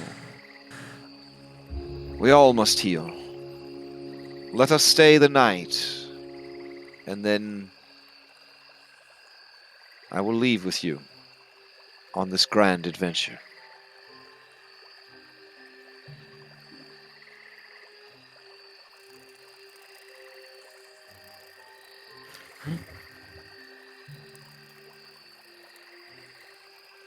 Okay. I had Duke swim out, you know, Mhm. get the rest Oh, of Zarak to loot loot his this body. dude? To loot him, Okay. yeah. All right. So, what you find is a silvered garrote of dimensional binding.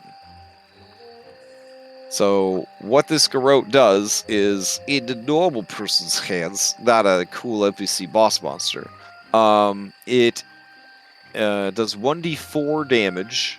And can establish a grapple as part of the attack. It does require 2 hands to use, and it can count as a finesse weapon. Because it is silvered, it's got the properties of being silvered. And because it is a dimensional shackle, once it is grappling something, the thing that it is grappling cannot teleport away while grappled by this item. So I will get you an item card for that. Unless nobody plans to use it. But it seems like it'd be pretty useful against, I don't know, hags that teleport around and shit. So Yeah, definitely get us an item card. yeah, yeah.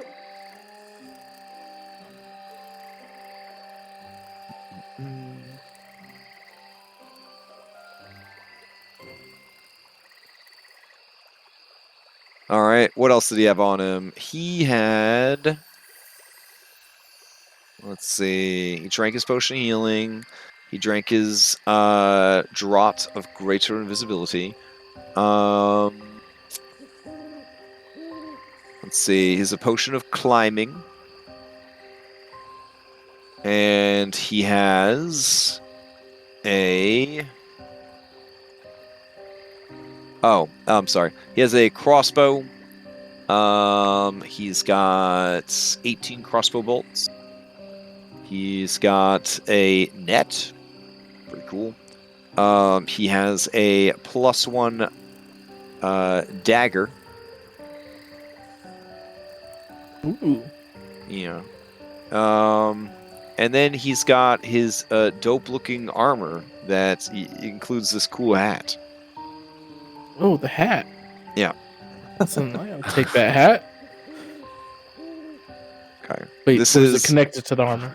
This is Armor of Shadows. So it is leather armor, but the only thing that it does is it gives you advantage to stealth, which is pretty good. But it doesn't give you like an A. It doesn't give you an A. Yeah, it doesn't give you an AC bonus. But so it's leather armor of shadows. Well, it gives you the the 1 armor class that leather gives you, or whatever it is, 2 armor class. Yeah. The main perk is the yeah, the main perk is I'm wearing advantage to stealth. Yeah. I'm wearing studded leather armor. So your AC go down by 1, but then you have advantage to stealth checks. Yeah. Does anyone else gonna use this? I'm wearing only regular leather armor, so it could be an upgrade for me, but I don't. Yeah. If it's up, I don't mind. I share the booty with my crew. If anybody else is wearing regular leather armor, because I'm not really stealthing all over the place. My question, Elion, to you is: do you need the hat? I mean, I'll probably look very scary with the hat on. This is true. The hat is a very important part of the armor. You look already pretty scary without it. Aren't you already wearing a hood? Or is that your mouth? No, that's your head. Never mind. No. This is a hood. This is a hood. This hides my dragon. My dragonness. I don't want everybody fawning over me. Doesn't the hood have teeth on it? Yeah. Oh, it's got teeth on it. Also on his person, he had 101 gold pieces.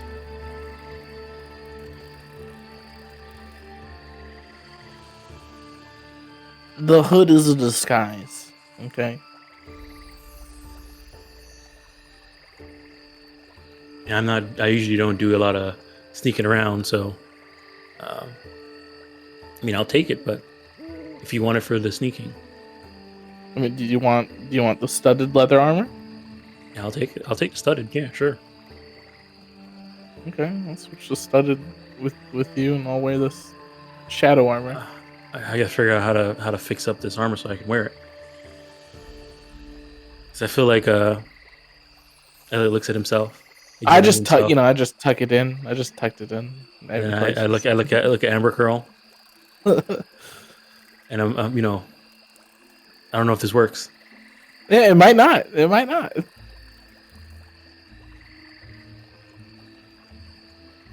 Honestly, I'm not. Was he a medium or a small? Me? He was a medium.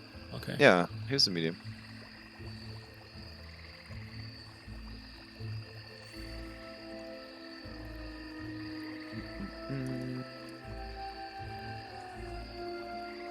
Oh, sorry. I deleted her to fix her token. Hold on.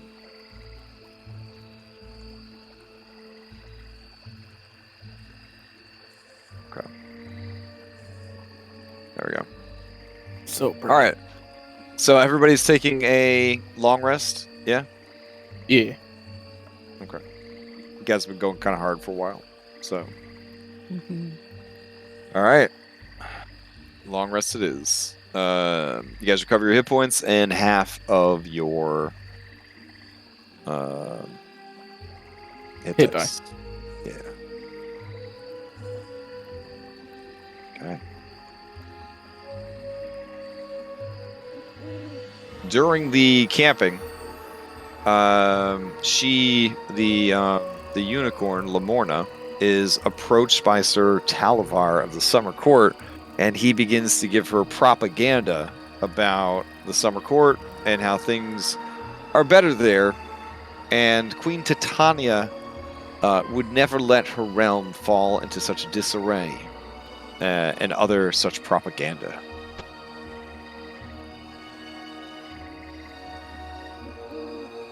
Also, during the rest, Elkhorn, who is recovered enough to be conscious, he approaches Zyla / Alex, and he says, I wanted to apologize to you.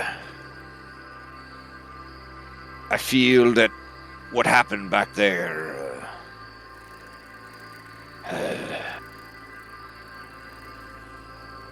I haven't been feeling quite right since we escaped from Loomlurch.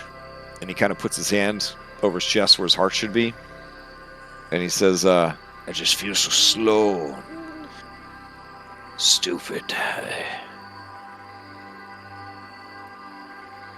It's alright. I'm gonna try harder to do my part and keep you safe. It wasn't I'm your sorry. fault. he kind of looks away, his face kind of wincing at the sound of your voice, and he says, These people, the League of Malevolence, they're bad. They're real bad. And they work with and for the worst sorts of people. We're lucky to have walked away from that fight with no real losses. and he kind of winces again as he looks at the horrible scar, like kind of peeking out from your necklaces and stuff, and he says, Zarak was full of evil and malice. But that's a trait he shares with everyone else in the League of Malevolence.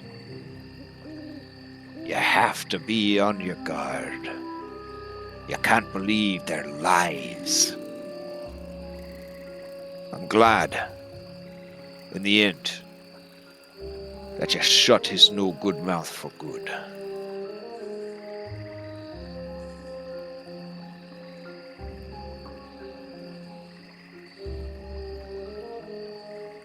but you could tell that he's a little troubled by the absolute dismemberment death of his enemy, because like old school good guys, he always secretly harbors a hope that maybe this time would have been different. Maybe this time the bad guy could have been locked away and everything would have been okay. It looks like even though he's an old man, he's kind of facing some like hard truths here, with his own mortality and that of his enemies.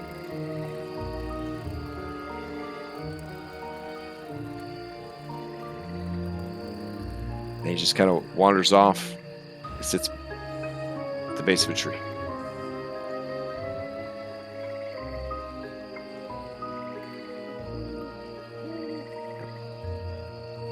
You know, Alright. this beach is kind of cold.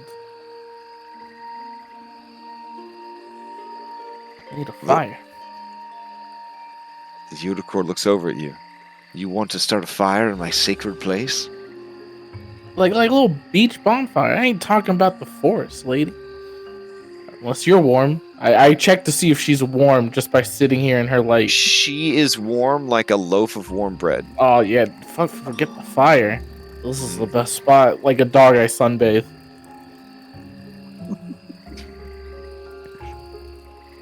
He says, I would allow a small campfire.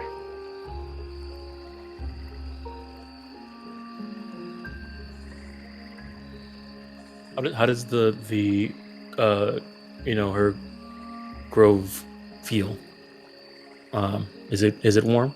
Like not by her, but like just inside the mist, inside this place. Great question. Let's see. Everything feels a bit damp and a bit humid. There is sort of an air of mystery. It almost feels like when you go camping and you first wake up and everything has like dew on it and there's like fog clinging to the ground and all the animals are just about to wake up, but the world is still very silent as if everything is just holding its breath. That is sort of the perpetual feeling of this place. I see. Yeah. And there is also an undercurrent of sadness for the loss of her mate that seems to be effused into all things.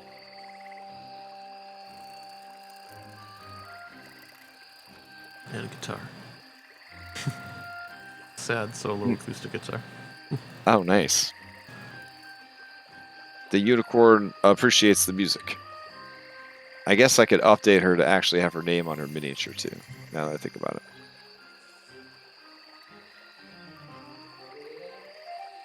Because she's no longer a mystery. Alright. So Lamorna looks at you and there we go. And listens to your music. It kind of bobs her head and then falls asleep standing up because sort of kind of a horse, but not really a horse.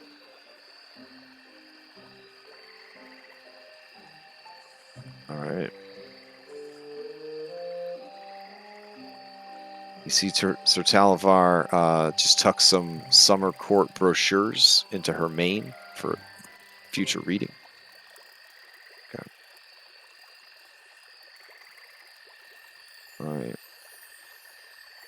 So, you guys have any other business with camp? Or otherwise, you rest, and morning comes, and I'll assume you backtrack back to the big map. What do people want for potions this morning? Okay, so you give me a potion. healing. You give me a health potion. All right. Can you make like a lozenge? Actually,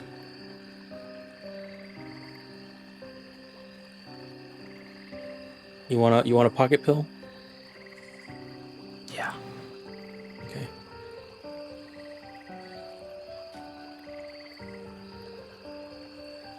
I'm trying to figure out how you're going to bring a unicorn to... Well, you know what? I feel like nowadays everyone's so jaded to everything that they would be like, oh, rad, unicorn, I guess. And then they just go back to being sad. That's kind of where we're at. I mean, one thing it could be is I've seen people walk around with horses before. That's true. Just a decorated horse. Yeah. I mean, it's a gold horn. It's not like most unicorns are. It's a white spirally horn, right? So here's the thing about unicorns. Here's the things about unicorns. They are horse-like, right? So they resemble a horse in the same way that like a nightmare resembles a horse, or that like some demons would resemble animals that you know, but they don't totally like match that. For example, as a unicorn, she has like longer, kind of more spindly, like legs. Her tail, there's like a bit of actual like tail in there, mixed in with like the hairs and stuff like that. So there's like they're horses in so much as that's the closest animal that you could think of when you look at them, but they are most assuredly not actually horses.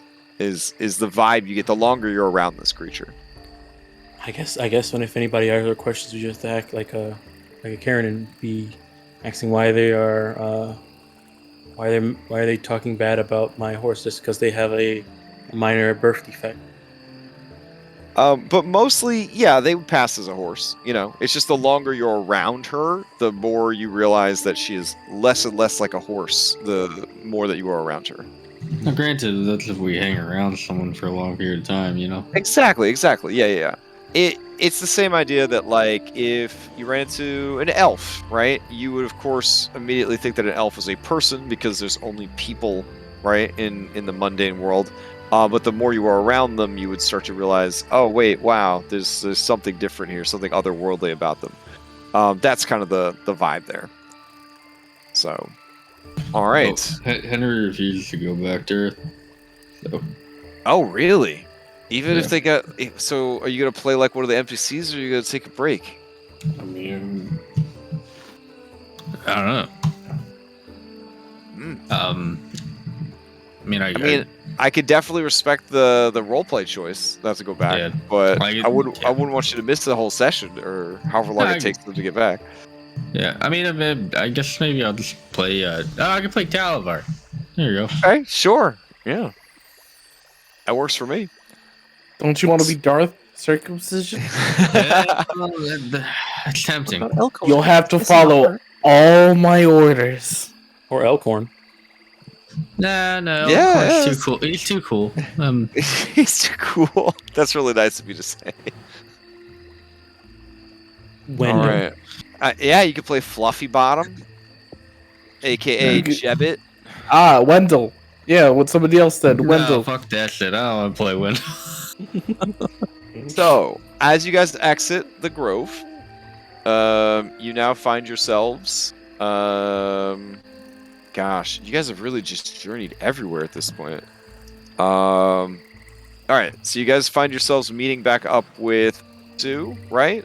And the Little Oak, or did Little Oak go their separate way? Or are you trying to kind of keep everybody together, caravan style? I guess that will be up to them, but I don't think we would.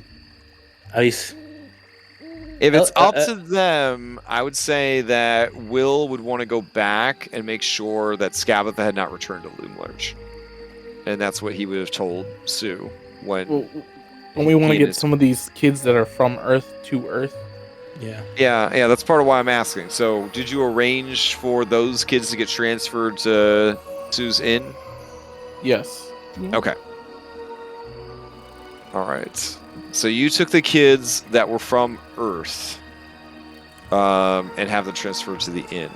Got it. Also, I want to mention that when we heard the description of the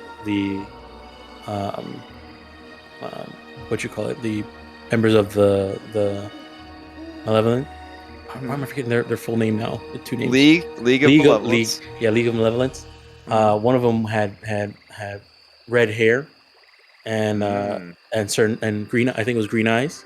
Well, that was Valor's Call. Those are the good guys. Good guys is Valor's Call. Oh, Bad yeah, guys yeah. are League of Malevolence. Yeah. No, yeah, Ballard's Call. There was one that had red hair and green eyes, and then I want to say that the girl that was giving us the horns also had the same hair color. Now that we figured out that Will might actually be somebody who got turned into a kid, that's something I wanted to bring up with everybody.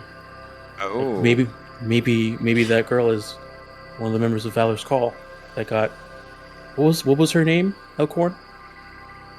Your friend that had the elven friend that had the red hair and green eyes? Oh, she wasn't an elf. Mercian. It's a human. Yeah. Human, yeah. Sorry. It's all right. So you're thinking that my allies got turned into things, much like you folk did? Mm-hmm. Yeah. So next time we see Little Oak, we probably should find her and see if she recognizes her name.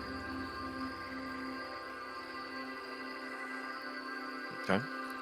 I mean, if you want them to stick around for convenience, they can, but they would definitely want to go. Will would have them go and check on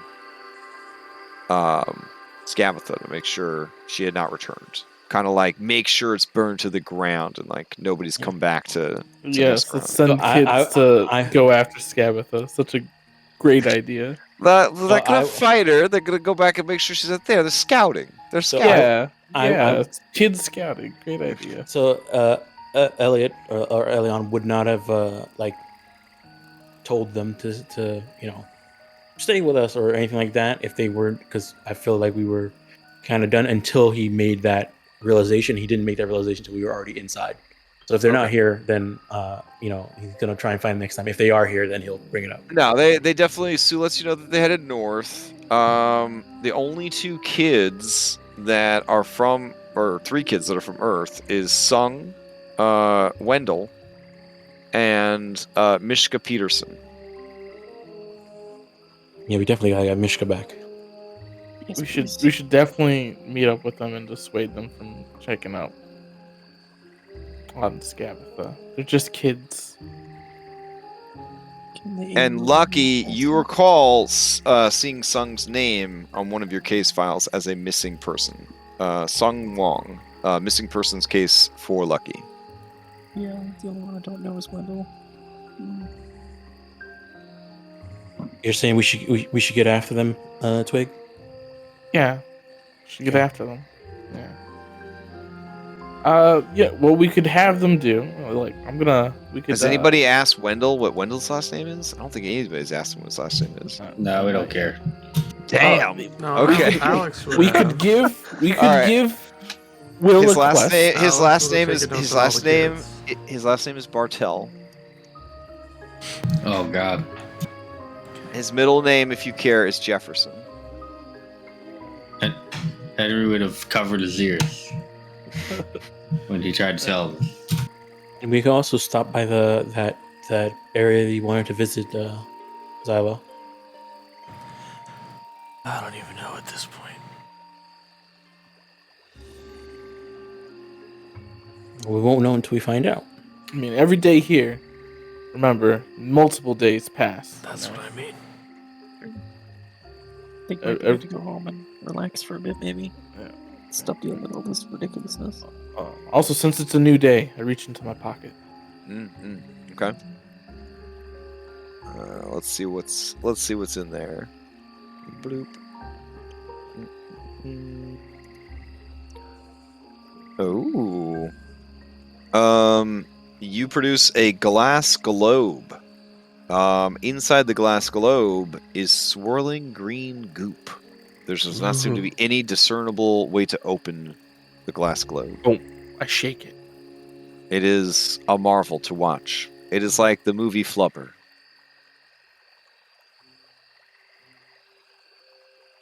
It just dances around and bounces off the sides. And just endlessly entertaining. Yeah, I turned to Elion. I was like, once we catch up to Will, we'll just give him a quest. And the quest can be defend the portal we go through until we come back. That should keep him busy. So you meet up with Sue, and then you guys take the inn, and you start heading north in pursuit of Little Oak. Yeah? Mm-hmm. Okay. Then you would catch up, and you would find out from their reconnaissance that it doesn't look like anybody is at Loom Lurch, and it is just a charred, blackened husk. Great. All right. So with them, reunited, Will turns to you guys and says, "So you're just gonna keep following us around?" No, we us. We're gonna go hop realms, but we would like somebody on this side to protect our way back. Everyone's heads hurt really bad, and Lamorna says, "Which of you children was selling my secrets?" And you see some of the children get like nosebleeds. Oh, stop that! You're hurting the kids. You see Sloane looks very nervous as she wipes at her bloody nose.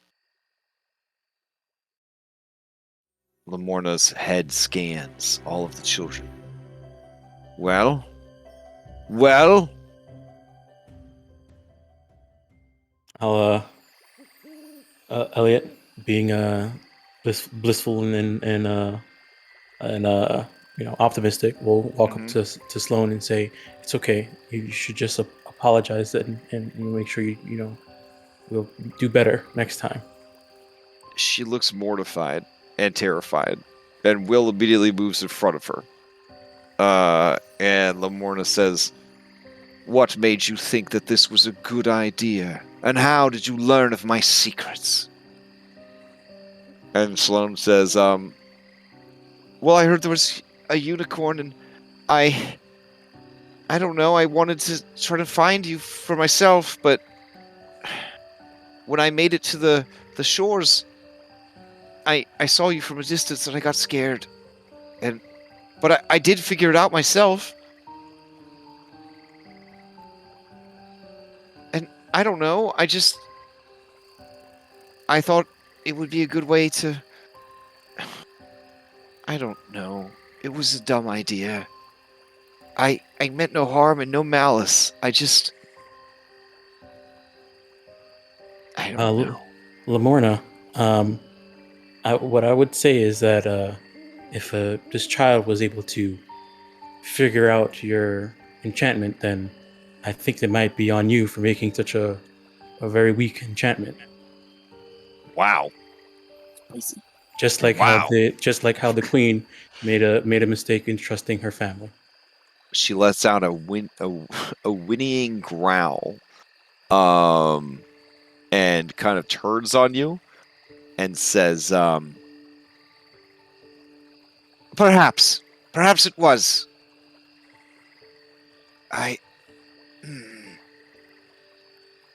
Now we're all here. We're going to do better moving forward, right? Yeah, nobody needs to lose their head here. We're all working together for the same goal. Yep. What's in the past is in the past.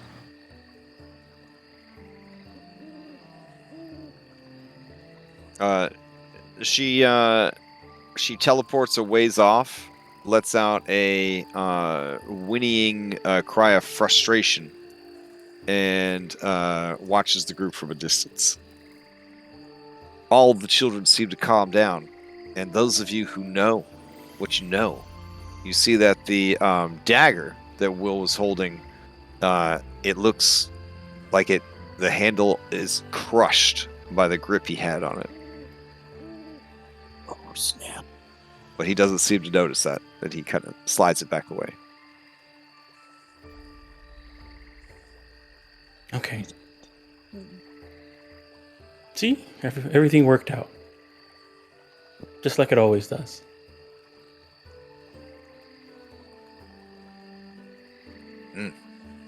All right. So, but seriously, are you guys following us? Because you were saying something, no. Captain. You were saying something? Yeah. We have a quest for you, For me. all of you, Okay. and there is a reward. Oh yeah. And I pull out the globe of swirling goop, Oh man, Star loses its mind when it. and then I sees, shake it. Okay, yeah. Star wants that globe. Star will do anything for that globe. We are going to realm hop, and we need somebody to watch our exit, so that when we come back, it won't be to an ambush. Okay, sounds pretty easy. What do we get? We get this globe. Yep, this is a What trinket. Yes, I know that. But what else do we get? Where are you going? Where are you going? Eorth. Well, we need souvenirs, obviously. Yeah. Souvenirs. Okay. Okay, yeah. we each need 3 souvenirs. Each need 3 souvenirs. Okay, that's easy. Yeah, we need 3 souvenirs from the Earth and the orb. Final offer. Okay, yeah. They all sleight of hand high five each other. Okay. I shake to seal the deal. Okay. All right, and then I think to myself, they never said what the trinkets need to be. 25 cents. You go knock over a gachapon thing. They perform a hero huddle, and you could tell that they are very pleased with their how they have bamboozled you. And then I return with 25-cent trinkets. Just a 24-pack of Snickers bars. You're like, here you go. Here you go. Yeah. I walk alright. over to the unicorn, before I end here, and just say, "Hey, we're gonna do everything we can to get your mate back and save this realm. We owe it to." What if he's not there? What if it's just his horn? I'm inclined to believe that he is still alive. How do you even know that the horde is there? We read it in a letter that the tags had lost it, or I'm trying to remember how. It was from the letter, yeah. It was from the letter, but then also, wasn't there something else that we found out that he was there? So we didn't know if he was alive or dead, but if she was feeling his presence and then the presence disappeared, that's what Elliot's thinking, that maybe he could be alive in Earth, because they lost it in Earth. Earth is not very magically infused, so So like shit gets bad. But we don't know You for just sure. You gotta keep moving forward. That's all you can do. Hope for the best. Mm-hmm. All right. Then I want to hurry. I want to go now. I want to go to this Earth and find my mate. Where in this Earth are we going? Some fell dungeon? Some place full of shadow-dwelling monsters that stink of the unknown? Possibly all of those things, but I have a good idea of where he might be. And then we cut right. to cut to Alex pulling out the The BronyCon, BronyCon revival flyer. Yeah, that we found her. Okay, so on the BronyCon revival flyer, it does say that there will be a real unicorn horn at the auction. It doesn't say there'll be a real unicorn, but you do not have to give for that information, obviously. Oh. Yeah.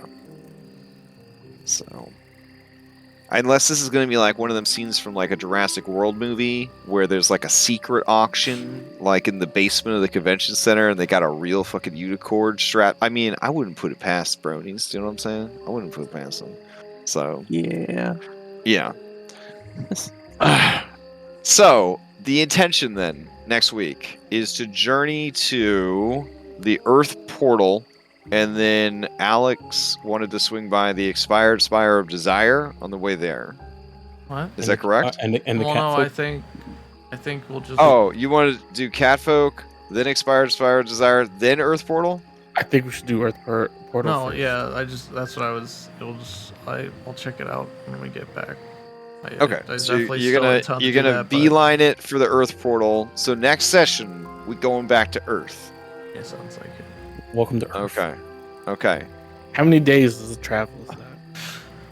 How many days? Let's see. You guys just woke up today. You have this inn. The inn will unerringly move. I'd say probably 2 more days. You can less than 2 days. You'll get to 2 the more Earth portal. trinkets. All right. All right. Why don't I roll them down before we end so that I don't forget? Also, I'm gonna try and see if we can get this lone person to remember their true self at all. Okay, these are both amazing. A small music box made of brass. It features a pair of tiny automatons that resemble Azer, which are fire dwarves, working at a forge. And awesome. then a tiny box that contains a model chair. What the heck? I just get the best things. I love it. All right. So, for our modern day adventures, when you return, it'll be a lot of here's a picture of a modern day thing, and we'll like theater of the mind most of it. There's a reason that there's not a lot of maps for modern day adventures. It's because it's so easy in a modern day adventure to kind of just go different places and do different things, kind of like high level D&D. So I don't necessarily have a map for every occasion like we do in Fantasyland.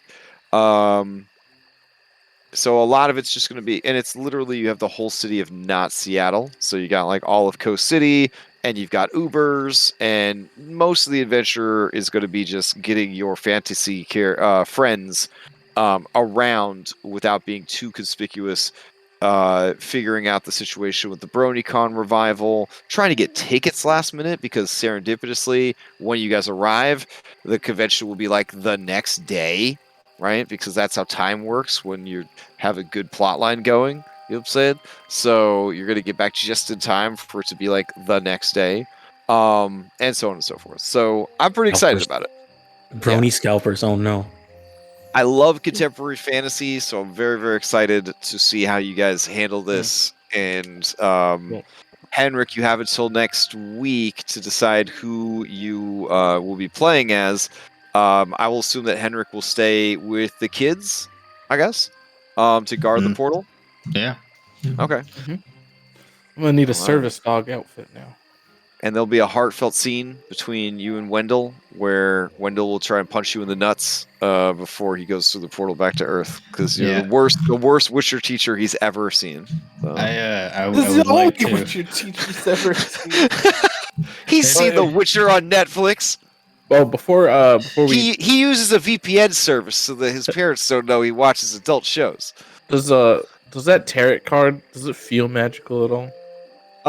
It at one time it was part of a divination magical item, but it has since been separated from the deck. I would like to use that athletics roll to throw Wendell through the fucking portal. Fair. Okay. Then yes, you yeet him back to Earth. And that is where we'll pick up next week. Number 1 victory royal. You guys also got to decide: do you try to bring your whole B team with you, or just ones that seem like they would pass easily amongst the Earthlings? So I feel like Winterbow might be a hard sell. He's also really old, and he's got bad arthritis. I don't know if he really wants to go to Earth. If I'm being honest, he might also want to stick around with the kids. I mean, we could probably pull off Sir Talavar as like a stuffed animal.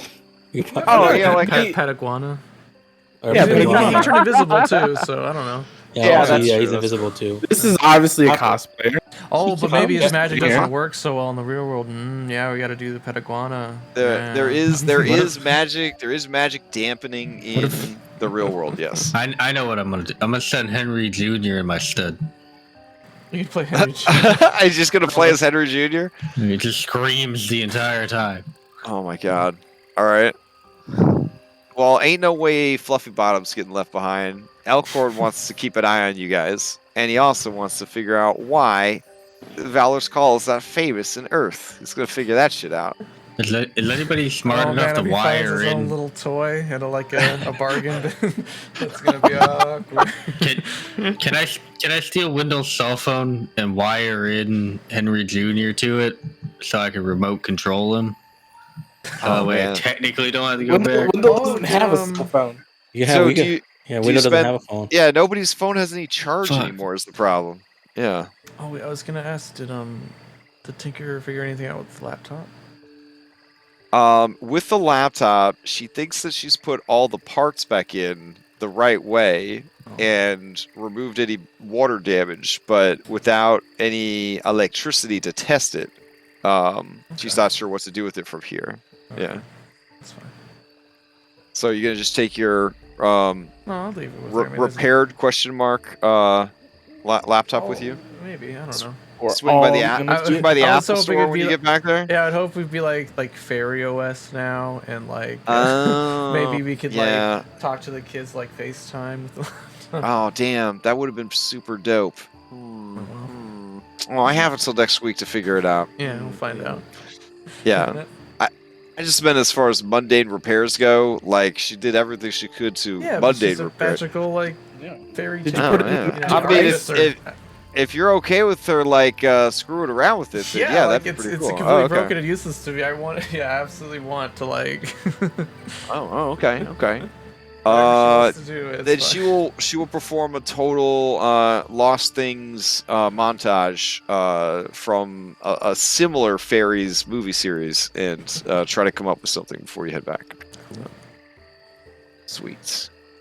All right. So we are at the end of the session, and let's see. Is there anything going on? Yes, there is Red Hand of Doom Saturday morning. Red's going to be a guest streamer / player, so that should be pretty fun. There is more Mythic Odysseys happening on Sunday. Monday, we're doing a recap hangout for Odyssey Prime. So if you wanted to hang out and chat and ask questions of me or the players, I believe we even have Astraeus' player showing up, voted #1 NPC in the whole campaign. So if you guys wanted to ask any of those people questions about the campaign and get those questions answered, you could do that Monday night. And then that VOD will go up probably Wednesday or so. That's definitely not safe for No, so many spoilers. Okay, Oh my that's god. We're only going to talk about spoilers the whole time. It's really Alright. bad. And then Tuesday, we got session 5 of Skulljammer. It's opening up with some PvP combat, it looks like. Some PvP combat. There's a lot of dishonorable players and characters. Not everybody is as pure-hearted as Diodario. So unfortunately, it's probably going to get real nasty on Tuesday. So if you want to see a bunch of completely inept 16th level characters try and defeat one broken-ass barbarian, that's probably going to be the first thing we try to do on... I think all of us could take out Clax if we work together on Tuesday. And then Thursday we'll be back here. I did post an advert for Curse of Strahd. I am going to run Curse of Strahd after this campaign is over. If you look at the ad, it says that Curse of Strahd is going to start October 27th. That essentially implies that there are 15-ish more sessions left of this campaign. That should be more than enough to accomplish the things that need to be done for this campaign. When we advertised this campaign, I think it was like an estimate of about 30 sessions. So that'll kind of bring us in, I think, above 30 sessions or so. But yeah, things can move quickly. They don't have to move quickly, but that's generally the time frame we're looking like. So if you're trying to plan around your Thursday nights and stuff, this campaign will be over by the beginning of November. So you can kind of plan your scheduling accordingly. If you're interested in the Curse of Strahd game, I'm looking for people that haven't played Curse of Strahd before, which is barely anyone on the planet Earth. And the campaign is brutally hard, completely unfair, and will most likely be one of the most terrible experiences you've ever had in your entire life. So if you're still interested in all that, you should check out the ad. And let me know if you're interested. It's a little early, right? October is kind of a long time away, but it's not. Like, time goes so fast, and this is a big campaign, and it's going to go for a long time. I want to make sure that people that are interested have enough time to put their affairs in order, and make sure that they actually can commit to a weekly game for that long of a time, because it's going to go probably 18 to 24 months, given the size and scope of the campaign. So, yeah. And anybody else have any other announcements about games they're running or projects they're working on or things they're doing? So this weekend, both Candlekeep game is going to go up on the game list, and the Monster Hunter game is going to go up on the game list. The Monster Hunter one is the days I'm putting there are Wednesday or Saturday morning. So those are going to be the two dates I'm going to put up and depending on who joins and which ones they work best for who joins, that's the one that's going to go Wednesday night or Saturday morning. And then the Candlekeep one is what was planned to be run not too long ago that I didn't get enough players for. I have some more time again, so I'm probably going to put that one up. And that one's either going to be Saturday morning or Sunday morning. Sweet. So I think we're playing that horrible game Celeste again on Saturday. Oh shit. Is that already happening again? Okay. That's I how mean, it's I can't Saturday wait. night. I'm excited. Yeah. I mean, we're almost max level. Are we doing that? I thought we said I hope we are. Saturday night. I honest to God, as much as I complain about the game, I look forward to playing it every single time. And there is one really good thing that came from that game. I've been looking for a crafting system for 5th edition since 5th edition was in playtesting. And I finally found the one that I like. It's the Solasta crafting system. So there is one really great thing that came out of Solasta. So I think that's kind of cool, actually. Yeah, according to this here calendar, we were playing from 7:30 till whenever on Saturday nights. More Solasta. Good. Look forward to that. All right. All right. I think that's All right. Sweet. Okay. Hope everybody has a safe and healthy week. Until next time, I will see you guys around the Discord. And yeah. Night. All right, everyone. See you later. Bye.